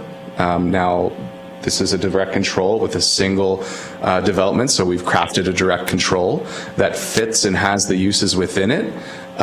With respect to, the applicant has crafted that, and we've worked with the applicant. So whatever way council chooses to go, we will implement and we will work and endeavor to make sure that it is a streamlined process for development. Now that the planner one answered the question with respect to obviously bringing in if everything moves to discretionary, a development permit, and a whole host of uses that are discretionary. So we can work in that way, and we will do that should council choose to approve the motion put on the floor right now. Any further discussion before I call the question? I'm undecided. I don't know. Is that allowed? No, it's not. We have a motion before us. Does everybody understand what is being asked? We're moving everything from permitted to discretionary. So it will come to council for all of it. It can be grouped together from the applicant, so there might mitigate some concerns from the applicant. Will help the public make sure that their questions get answered, which we do that through the permit process, a lot of the concerns there. So go ahead. Just to clarify, I believe Councillor Bigger asked for a friendly amendment to Councillor Custer's motion, so maybe we should just clarify that. Yeah. So, Councillor Kester, there was an amendment asked. Is that declined? Declined. Okay. She can make an amendment to the amendment, though, if you want.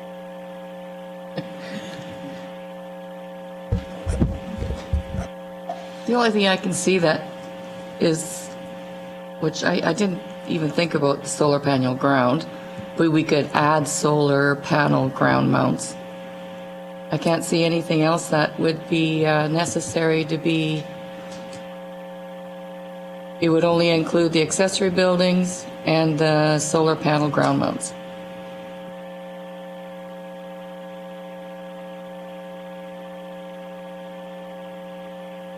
Would you accept that?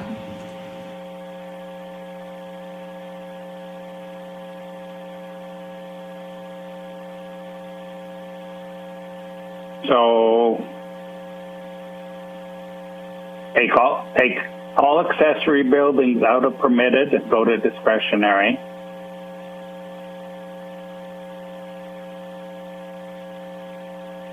Take solar out and move it to discretionary. And accessory buildings. And then I'm assured accessory buildings all discretionary. Solar all discretionary. Shipping containers all discretionary. And then I'm assured retail establishment, restaurant, office, farm building, and community building cannot be permitted unless the discretionary dwelling or discretionary drinking and eating establishment or the entertainment venue has been approved by council. Yeah, they'd all be inside that. Connect? Yeah. So if they're going to come and say, I want this entertainment venue, and it's got a nice picture of a riding arena around it, I guess, and some stands, fine. But then a year later, they come in and say, we need an office. We'd like to put it in the corner of this building and a restaurant in the other corner and retail in another corner. I find that as a disconnect because that's traffic, that adds everything. So say it in the first part. If you want this entertainment venue, it's going to have offices, it'll have a restaurant in the future. Yeah, but I'm okay with it. It seems to me to be a backdoor so the public isn't seeing it. After the trust, maybe the trust factor builds up and we don't need it in the future, fine, we can amend the motion of another motion. But for today, for this proceedings that went on today, that's the only way I'll feel comfortable if it's all discretionary. And they can strive to make the public happy, and then I would be okay with amending it. But today, not everybody was happy. These people live within, some are touching a fence, some are across the road. This is a busy part of the county. I want everybody happy, and I think it's achievable. This is a big deal. But as it stands now, as an agriculture general parcel, somebody could put up an accessory building or an agricultural operation or a bunch of different things without having to go through a whole, they would have to go through a development permit, but it would be approved by our planners and not necessarily having to go to us. So why would we impose more restrictions? They're already going to have to come to us for their major building. Yeah, I'm still not sure I agree. It doesn't sound to me like any amendments will be accepted for that motion, so I think if there's no further information needed, I can call the question. And it will be by opposition. Those opposed. Is anybody opposed? I'm opposed. To the amendment? Okay, so there's opposition. So then we'll have to do a roll call vote. Yes. Right? Yeah, so right now what's on the floor is Councillor Kester's original motion with respect to moving the permitted uses that are listed in the cells to everything into discretionary. So that's what council is voting on. And then you could call each vote because we have a one line caller with the roll call on the vote. line. So I will start. Go ahead. Just so I'm clear, we're talking about moving everything into discretionary use, correct? That's correct. So the amendment is to bring everything from permitted to discretionary. Correct. and there was several asks to change that, and it was just, no, this is what, the one thing. So, everybody clear? So we have opposition. I will go around and ask everybody their position. So I will start with you, Councillor Larson. I would be opposed to having everything. Okay. Councillor Eichert? Opposed? Okay. Councillor Bigger? Opposed. Councillor Kester? In favor. Councillor Priest? Opposed. And I am opposed as well. If there's any further amendments anybody would like to see, now's your time.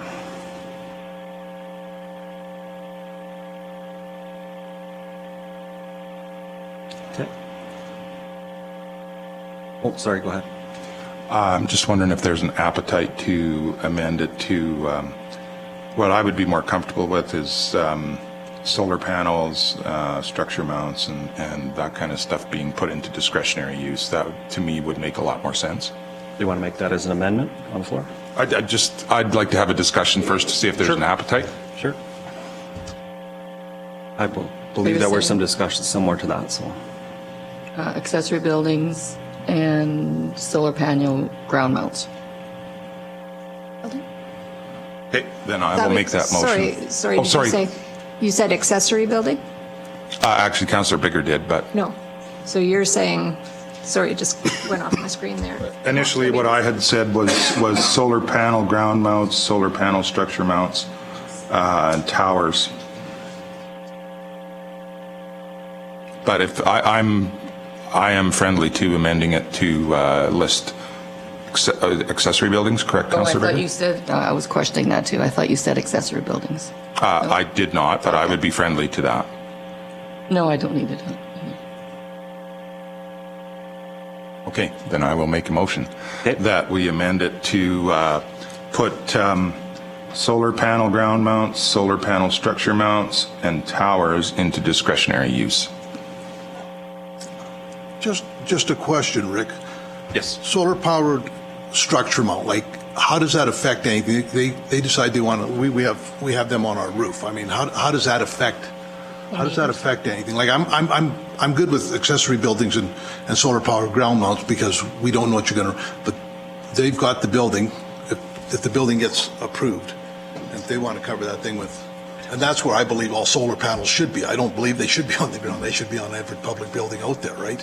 If you're going to put them up there. So I just don't see where, if they want to put structure, because it's the building then, it doesn't affect the footprint, whereupon ground mount would, yeah, so that's all I'd be good with the ground mounts in moving that over into discretionary and accessory buildings, but I will have a problem with solar panel building mounted on a building. And that's actually a good point, because I was more thinking of the solar panels that are put on the ground, because then you have to deal with the ground cover and all that kind of stuff. If they're going to put it on top of an existing building, that would be fine. So we can amend that however Shannon might want to word that. Go ahead. I think staff wants something to say. Go ahead. Yeah. Through the Deputy Reeve to Council, the solar ground mount is very limited in size in our land use bylaw because it is for private use. It's not a commercial type. So you wouldn't see, like, for example, we get a ground mount for grain bins, but they're limited in size because anything that starts to exceed certain megawatt as well as size starts to go into a commercial, which then starts a whole different process. And so it requires a different development permit process that would not be allowed in this particular situation. So theoretically, then what you're explaining is if I've got a gate and it's got a solar panel on it to power the battery, that would be could be a ground mount or a structure mount kind of thing. So if it's a structure mount it could be on the side of the building, and those do not require a building permit. It would require an electrical permit. If it's on the roof, it still does not require a development permit, but would require a building permit. What these are when they start to come for a development permit is when they're under I don't want to go into the megawatt size. It's when it's over a certain limit but under, which then becomes a development permit process, and it's for private use, not a commercial. It's not like they're selling it back to the grid. It's just for their own personal use. We get them for example, when they mount them on the side of the building, sometimes it's used for power inside the building or for heating water, but it's not for commercial use.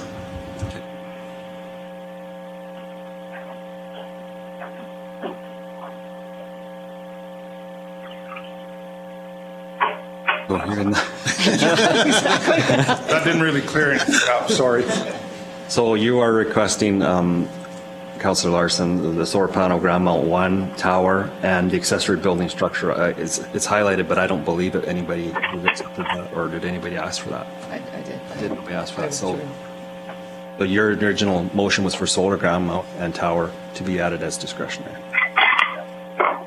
Yes, except that, given what Councillor Eichert said, I would probably remove the solar panel if it's on a building, but if they need ground mounts, I would say that would be a discretionary use. Pretty much what's highlighted in front of us there. If you can see that. Less accessory. Less the accessory. Less the accessory, yeah. There, that's... So you know, so a ground mount might be just a small little thing.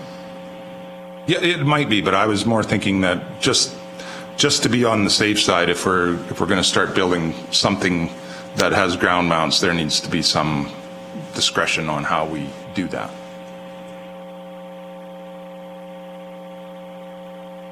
So I'm confused. Are we just voting on solar panel, ground mount, and tower? That's correct. That's correct. It's removed from permitted to discretionary. So the two yellows, Tom, would on the green would just move over to the other yellow, if I understand it correctly. Any further discussion? There's a motion before us. Is there any opposition to the amendment? The amended amendment. No, it's a different amendment, yeah. I would just do the roll call because, yeah. Yeah. Councillor Kester, can you hear? Yes, Okay. in favor. Is there opposition? Is there any opposition? If not, it's carried. Hearing none, seeing none, that is carried.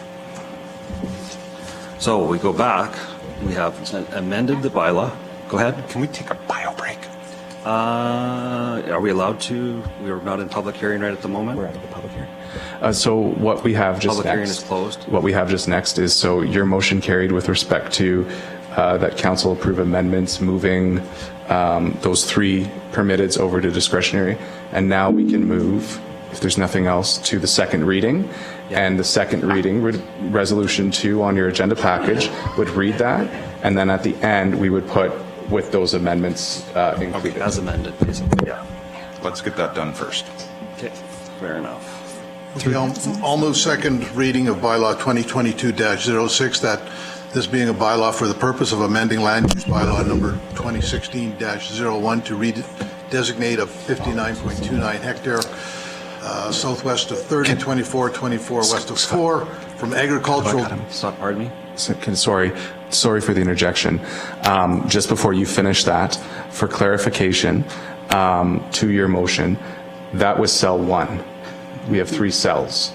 Oh. Are we doing it? I would say all 3 cells. All 3 cells. Thank you. So that Everybody understood that? I understood that as well. I understood that. just for All 3 cells. clarification, was that understood? Yes. Okay. So that's there. The whole area. Okay. Would wanted to clarify that. Thank you. Yeah, okay. Good Now we point. can move forward. Okay, from agricultural general district to direct control district as shown on the attached Schedule A, forming this part of the bylaw, including the new amendment. Does that read well?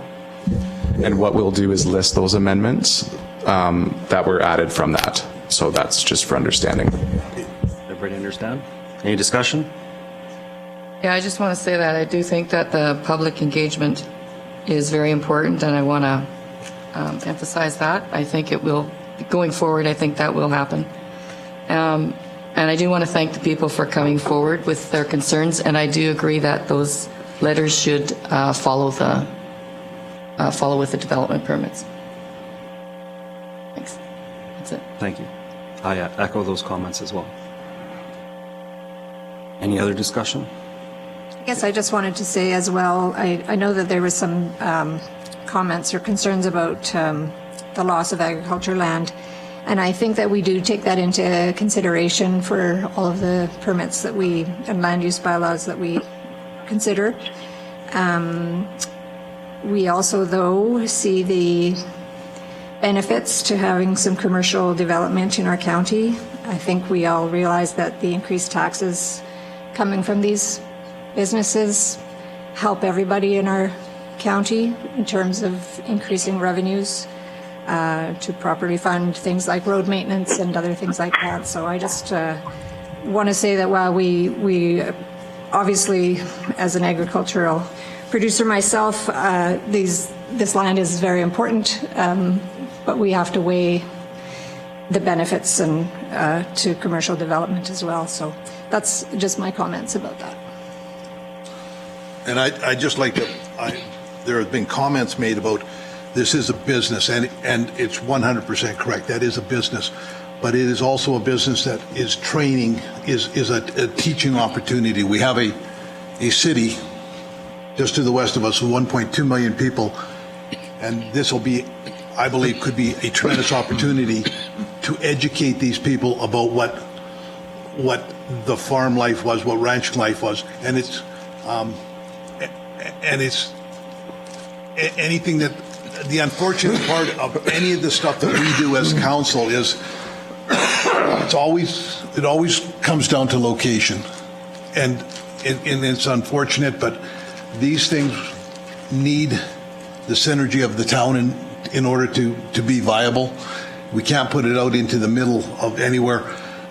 We are granted we're losing agricultural land, but we've also maintaining probably about 100 acres of land that's going to be used for feeding cattle and running cows and that kind of stuff. So I understand that if I'm right next door to this, I'm not happy, but it's the problem, that is the price we pay for progress.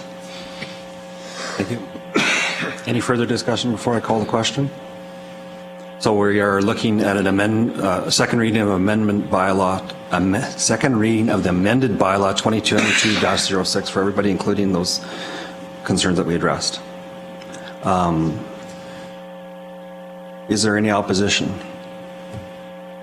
Call the question, is there any opposition? Hearing none, seeing none, that is carried. We have a possible third reading if so choose.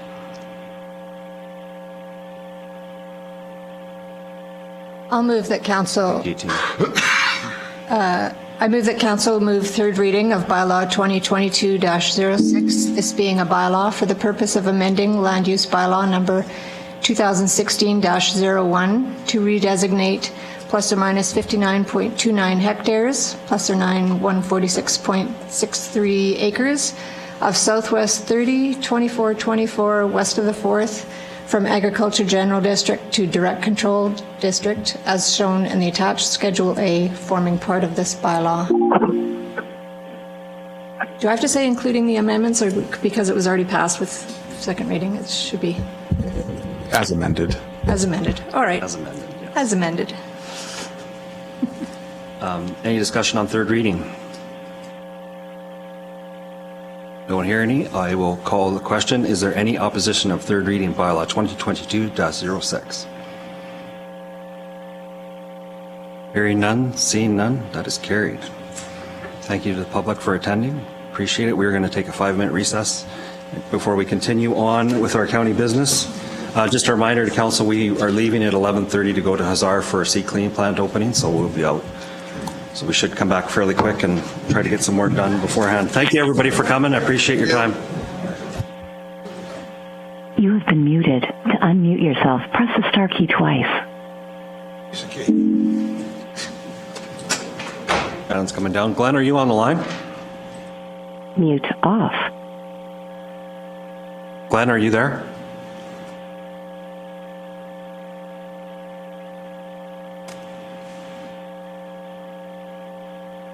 Okay. I'll give him another minute.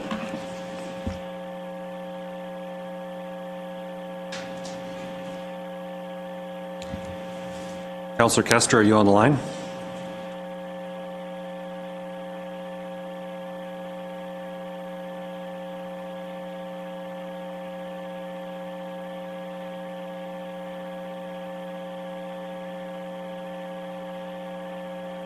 In the interest of time, if everybody's okay, we'll just move forward. He can jump in on as he's there. We are moving forward to item 2.22, Bylaw 2022-06, Master Schedule Fees Bylaw, third reading. Go ahead. Good morning, Council. Tracy from Administration. I'm here to present third reading of Master Schedule Fees. At the last council meeting, first and second reading was provided from council. Third reading was not granted, and therefore I'm bringing it back for third reading. Okay, thank you. There's a recommendation from administration. Is there any questions?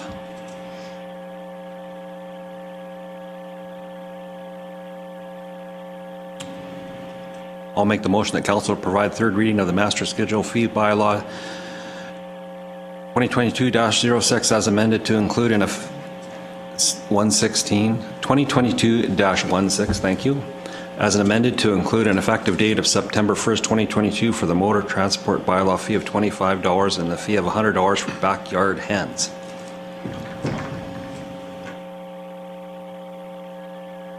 Any discussion on the motion?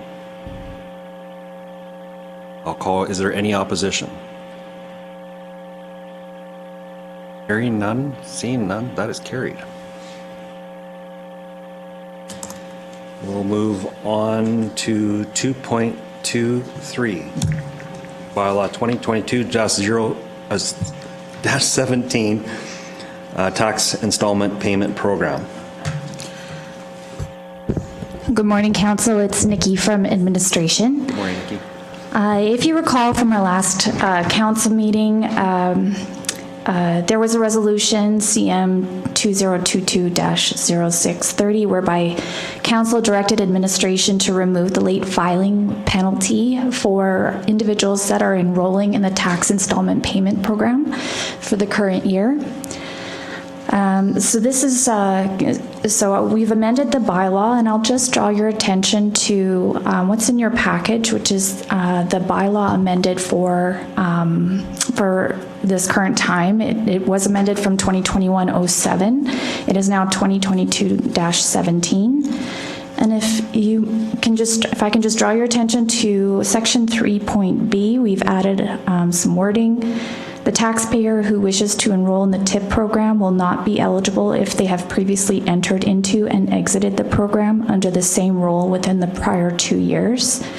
So this piece of the amended bylaw is having to do with potential abuse of the program. So individuals that could potentially go onto the program and off in order to take advantage of the delayed payments or due date. Additionally, if you go down to section 3.e, we've removed the wording that says the taxpayer can join the program anytime provided they pay a late filing penalty of 0.42% per month, which equates to 5% annually divided by 12 for each month not enrolled in the program prior to June 30th. And as of this time, those are the only amendments besides the effective dates at the end. Other than that, I have no further comments, but I am open to any questions. Thank you. Any questions from council to staff? Oh, your microphone. So just a question. Go ahead, Glenn. On E, they're still paying the late, if they join on after June 30th, they're still paying the late penalty fee.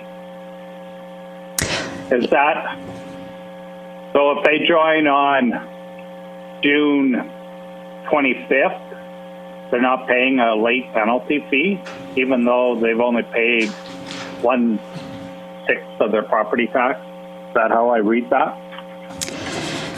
Through the Deputy Reeve, the point you're referring to is 3.E. It says taxpayers joining after June 30th have received a 5% penalty, which they are not exempt from. And just to clarify, that is if they apply for the tax installment payment program after the due date, those penalties are still applicable. So if they joined July 1st, they're after the due date, they've missed the deadline. Does that answer your question? So if they apply, no. Okay. So if they apply mid-June or 1st of June, right? Do they pay a penalty on the remaining taxes that they haven't paid after June 30th? No, they do not. Like to be. Oh, sorry. My apologies. So we're in essence, so in essence, we're giving them a interest-free loan of 8 months is what it works out to then if they join the TIP program. Through the Deputy Reeve, that is correct. It is an incentive for residents to join the TIP program because they are given the remaining 6 months of the year to remit the current year's taxes. They cannot have any arrears taxes outstanding. And just to add to that, we did do some research of surrounding municipalities and cities, and we found 7 counties in particular and 2 cities in particular that also do this same practice. It is standard. The only city that we found out of the ones we reviewed that applied a penalty was Strathmore, the town of Strathmore. But otherwise, Rocky View, Vulcan, Nehill, Newell, Foothills, Starland, Red Deer, and then the city of Okotoks and Calgary, none of them applied a late filing penalty for any residents that applied into the TIP program for the current year. So it does act like an incentive. They are given that leeway of paying the current year's taxes over the remaining 6 months. But the advantage for the county is that those taxes are on a go-forward basis collected every month, even early for the following year. We're collecting taxes January through June, which we would normally not be collecting until June. Okay, so there is a marginal benefit to the county then. Through the Deputy Reeve, yes. Through waiving the penalty? Thank you. Yeah, cash flow. Okay, thank you. Councillor Kester, there was quite a discussion at the meeting that you weren't in attendance, but we pretty much discussed all these same things. When I'm not, it's great to get your comfort level up too as well. So, we had all similar concerns and discussed them all. So, any further questions, discussion? If not, there's some resolutions in front of us if we so choose. I'll move that council provide first reading of the penalty tax installment payment program, TIP, and auto payment withdrawal option, OPWO, bylaw number 2022-17. There's a motion in front of us. Is there any discussion on that motion? If not, I'll call the question. Is there any opposition? Hearing none, seeing none, that is carried.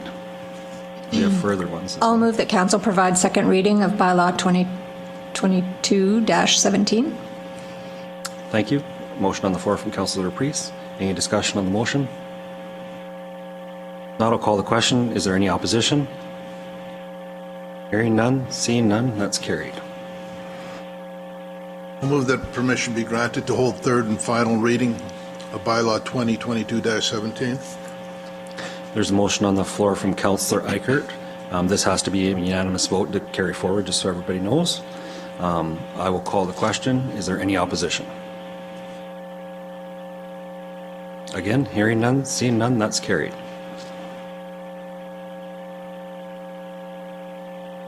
I'll move that council provide third and final reading of bylaw 2022-17. There's a motion on the floor from Councillor Baker. Any discussion? If not, I will call the question. Any opposition? Hearing none, seeing none, that's carried. So in the package, we're moving to 2.21, correct, unfinished business? Yes. Yes, just making sure. This was an addition because I realized on May 17, 2021, I addressed council with a personal and confidential letter, basically saying that I would step down from my appointment to the Waitland Housing Management Body, and by saying it personal and confidential, it probably wasn't the wrong thing to do. I should have done it publicly, so I will do that publicly. And I will read, after a lot of thought, is with regret that I'm declining my appointment to my position at the Housing Board. I've tried my best to align my beliefs with what I think is best for the board, and to be blunt, there is no fit for me there. To maintain good relations with this board, I truly believe is in the best interest and only option for me. So, in the absence, our alternates have been stepping up, but that does leave the position open. So first, I ask that council make a motion to accept my resignation. I will so move. Okay. Any discussion on that motion? Not, I'll call the question. Any opposition? Hearing none, seeing none, that's carried. So with that, I would suggest that I'll make a motion that council discuss filling the representative roles of the Waitland County Management Body at the July 5th, 2022 regular meeting. And sadly, I won't be at that meeting, but Okay. I'm hoping to phone in, so Okay. I'll try to. Okay. Well, the phone-in option is always available. It is summer, so Sorry, which meeting was that, Scott? July 5th, 2022. Oh, okay. Yeah. I wasn't sure if you were talking about the AGM or the... No, Okay. this is for just basically to fill that role. It'll be at the next council meeting to put it on the agenda so it's there. So, any further discussion? If not, I'll call the question. Any opposition? Okay, that's carried. So, we've had 2 people resign from the board.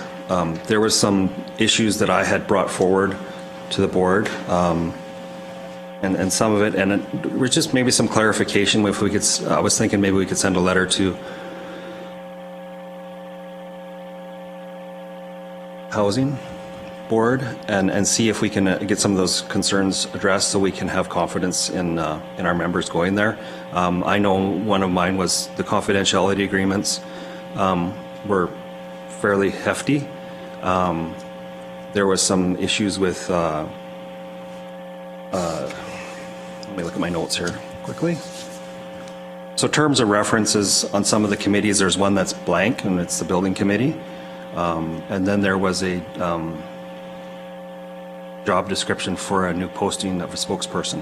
And I don't know if those have been dealt with since I've been gone, but those things I think are critically important.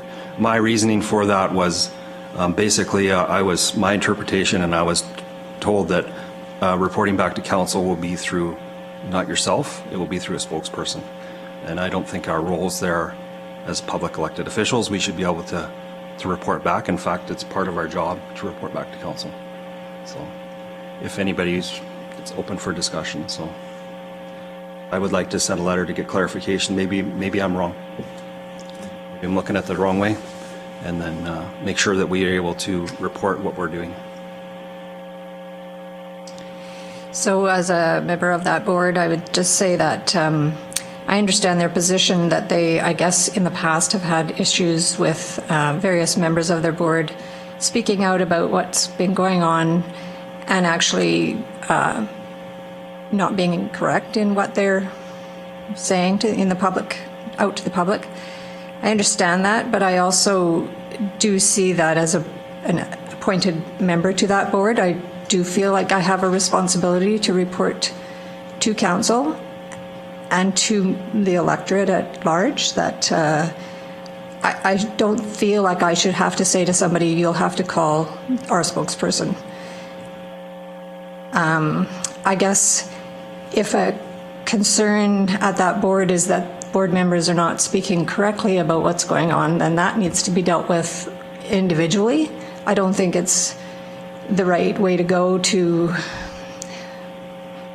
mitigate their problem. To get around it by by insisting that nobody speak publicly about what's, I mean, it's an important project for our county and for the area, and I think it's difficult to say you can't speak about it publicly.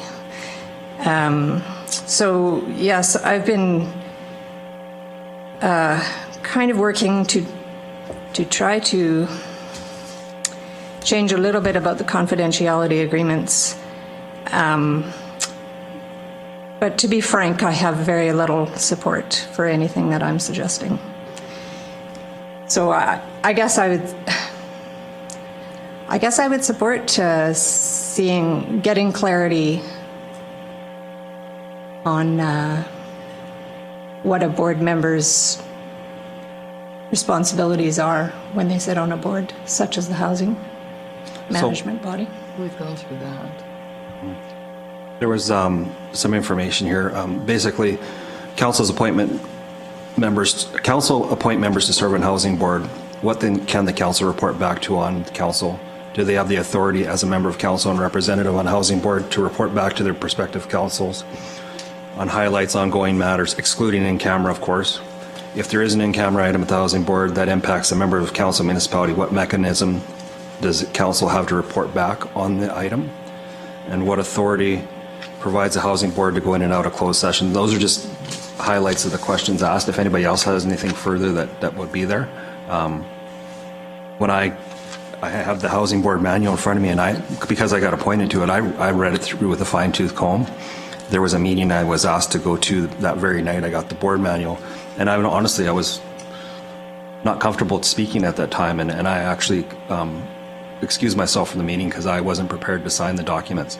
And then finding that the manual wasn't even quite up to date. There was some stuff that was missing, and there was new stuff, and it seemed overbearing, to be honest. We have a code of conduct that we adhere to as council, and I can understand John Q. Public sitting on there, but that's where I was coming from, and I too tried to address that.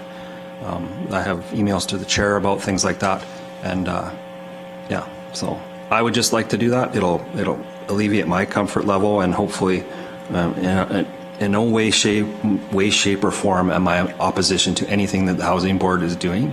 I just want to be able to communicate that effectively to the public. And as elected representatives, that is our role, to be able to do that. If it takes a briefing, notes that you have to say, that's fine. But I didn't feel I got that at all. So I'm on that board too. I read through the manual and stuff, and I don't have a huge problem with it. I would agree with you. There are things that need to be fixed there, but it's much the same as with me on the Drumheller and District Solid Waste Management Association. There's a lot of things that need fixing there. The point is, let's fix it. Let's not criticize. As far as speaking about it, it's pretty clear here, and has been made clear to me, that the Reeve or the Deputy Reeve are the only spokespersons for the county. As the chair of the Drumheller and District Solid Waste Management Association, I'm the spokesperson for that. People should not be speaking to that without going through me.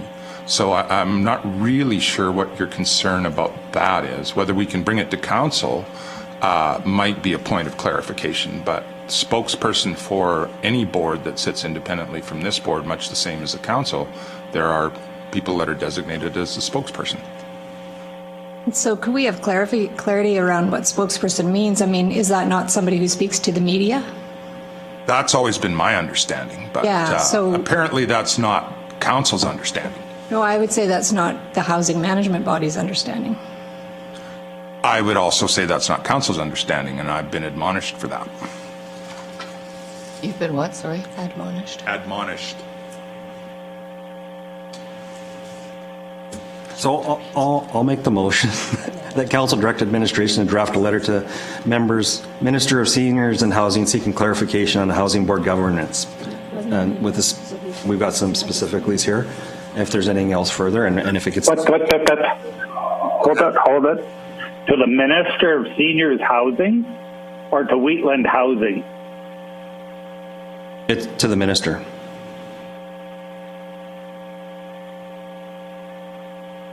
I think we've asked clarity before from housing. I disagree. That's fine. I think we've asked for clarity before, at least from my position. I felt we've asked for clarity before. But I can You've get also feedback. got a lawyer comment. The board is in charge of no different than Waitland County. I find this to be, I'll say it, a waste. Sorry, You I can want hear the last clarity. little bit, Glenn. I find it, what's the proper word? We've asked the lawyer for their comments, what the board was able to do and not do. And now you want to go to the minister and ask the minister if the board can have spokespersons or have a building committee or have whatever. So have we asked the board? I totally disagree with it. You haven't asked the board for much of this stuff. You're always circumventing the board. Ask the board first. I've emails to the board okay chair. with you asking in a formal letter. Ask a formal letter to the board. I'm okay with that. Go to a formal letter to the ministry before you ask the board for a formal. I'm not okay with that. Take proper steps first. You do the board chair. I never got anything as the spokesperson. You're having difficulty with what is in that manual.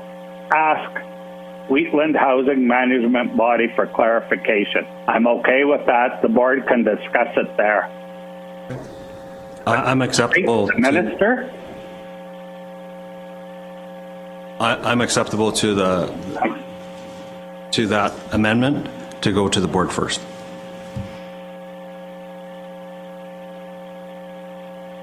So, you're the, Glenn, so you're the spokesperson, but Denise is the chair. Is that how that works? That's right. Okay. That's correct. Yeah, so I think asking the board for some information would be good. Because I'd like to see I'm not clear on all that either.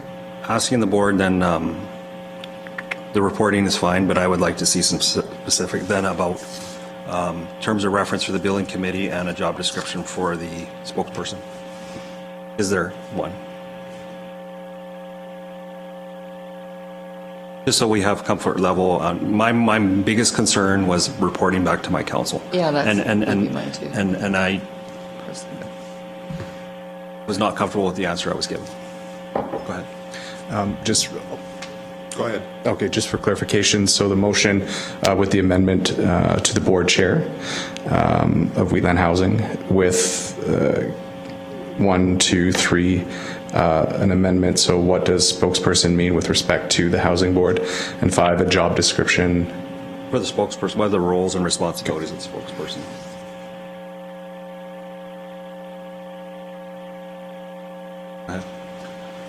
Just a question, because I'm going through this with some of the boards I sit on, but how many of you that sit on other boards actually have a job description for what you do? Maybe a job description is a poor choice of words, but there has to be a defining role as to what that is, because it's outside of, is there spokespersons on any other boards we sit on? I don't know. Usually it's the chair. Usually it's the chair. Yeah. Yeah, so the chair has that right. That's all. As a chair, I have responsibilities, but it was just... Can you provide that? Like if I was to ask you for the roles and responsibilities for a committee you chair? I could dig it up. But Pardon? I could dig it up if you want. It was for Badlands. I don't know if I kept it. Well, that one's dissolved, right? It was dissolved, yeah. Yeah. Because and the reason I'm asking this is because there's effectively nothing for the Drumheller district. There should be. But There's going to be. Yeah. And that's part of the reason that I'm spending so much time working on them is because there's all this stuff that's not in place that needs to be in place. And you can't do that part-time. But even if it's not in place for the Waitland Housing Board, maybe it's something that they could consider too, just like you're considering it for. Oh, yeah, and I absolutely think it's absolutely worth asking the question, but we need to be careful that we don't put one board under more scrutiny than others. Oh, for sure. I see what you're saying. No, and Just a kind of a background case in point with me, Saywa had a new committee formed. They did a terms of reference. It basically broke down to what that committee specifically does and when it dissolves, what it accomplished, what goals it needs to accomplish, a timeline, things like that. And I think we had discussion here recently about people's time commitment to subcommittees and committees. That will give you the backing you need to support what your time you're giving there. So it's not I don't think it's a bad thing. It just gives you that background to say, yes, here's this job's been put onto me. Here's what I need to do. Here's what I need to accomplish. Here's the timeline. That's all. Yeah. That's all I'm trying to do is clarify. So That would be fine. So, any further discussion? Anything from staff?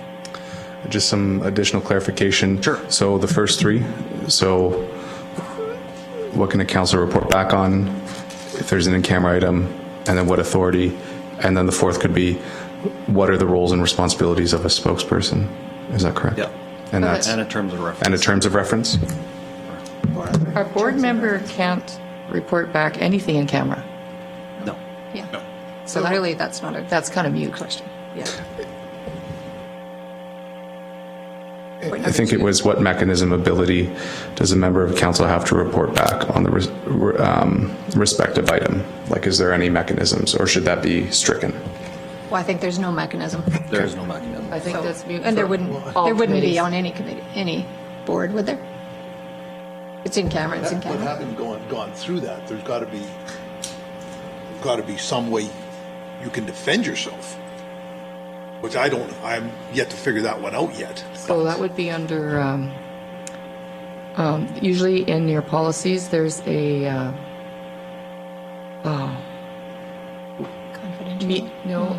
mediate, like, what mechanisms do you have for, set in your policies for conflict of members of, what I mean? Usually it's in the policy but it's not for in-camera session. It's worded different, but something Right. like that. Right, but then you do run into situations, where I have run into situations in camera that I cannot disclose, right? And that could be used, and if that's allowed, and I don't know if that's, but if that's allowed, you can do an awful lot of stuff if you're going to do everything, if you go in camera, right? I know, try to stay out and be as transparent as possible, but when you go in camera, you can, and if that's allowed to do, you can do a pretty good political hit job on a person, and there's no recourse, right? Well, I don't know how that. Yes. Go ahead. I would actually agree with you, but I think we should apply the same rule of law to this council. Yeah, we're kind of, the in-camera is a huge discussion. But I think for this motion, the in-camera doesn't really apply because it's nothing that we can, it's not our thing. We Yeah, all I think agree with that. in-camera's in camera, you can't, yeah. So if we got to get to Hazar, we're already 10 minutes behind. Yeah, Do we want to deal with this, continue to deal with this, or we park this till we come back? Well, I think we just could lose the in-camera stuff, and then I think everything else can go forward. Yeah. I'm okay The with losing the authority to in-camera. go into closed session is also, you have the right as a board to go into closed session, is that right? So point number 3 is also, I'm not sure it's I think it's good too. anything they could, So point 3 is off. It's mostly reporting back to council Point 2 is off. for what our Yeah. rights, what their That was guidelines my are. number one concern was the reporting back to council because I believe when you go spend public money and time to be there and you cannot report back unless, there wasn't even a script to give or anything. So that was concerning. So can you? So for clarification, that council direct administration draft a letter to the board chair of Waitland Housing Management Body with seeking clarification on housing board governance specifically, and number 1 is listed. Number 2 will be what are the roles and responsibilities of the spokesperson with respect to Waitland Housing, and then the third will be a copy of the terms of reference. I'd also. terms of reference for the building committee or for Because there's, for so the in the building board manual, committee. there's terms of reference for all the other committees. There's nothing for the building committee, which is probably the most important one right now. Okay, so terms of reference for the building committee, and that's what I have written down. Okay. Any further discussion or clarity? If not, I'll call the question. Is there any opposition? Hearing none, seeing none, that is carried unanimously. Thank you. We will break to run to Hazard. We're 10 minutes Make behind. that motion. When will we be back when we get back? 12:30? Probably not. Yeah, probably 1:30. No. Oh. Someone want to send me a text when you're back? Yes, for sure. We'll let you know when we're coming back, Glenn. Is that all right? Yep. Thank you. Enjoy.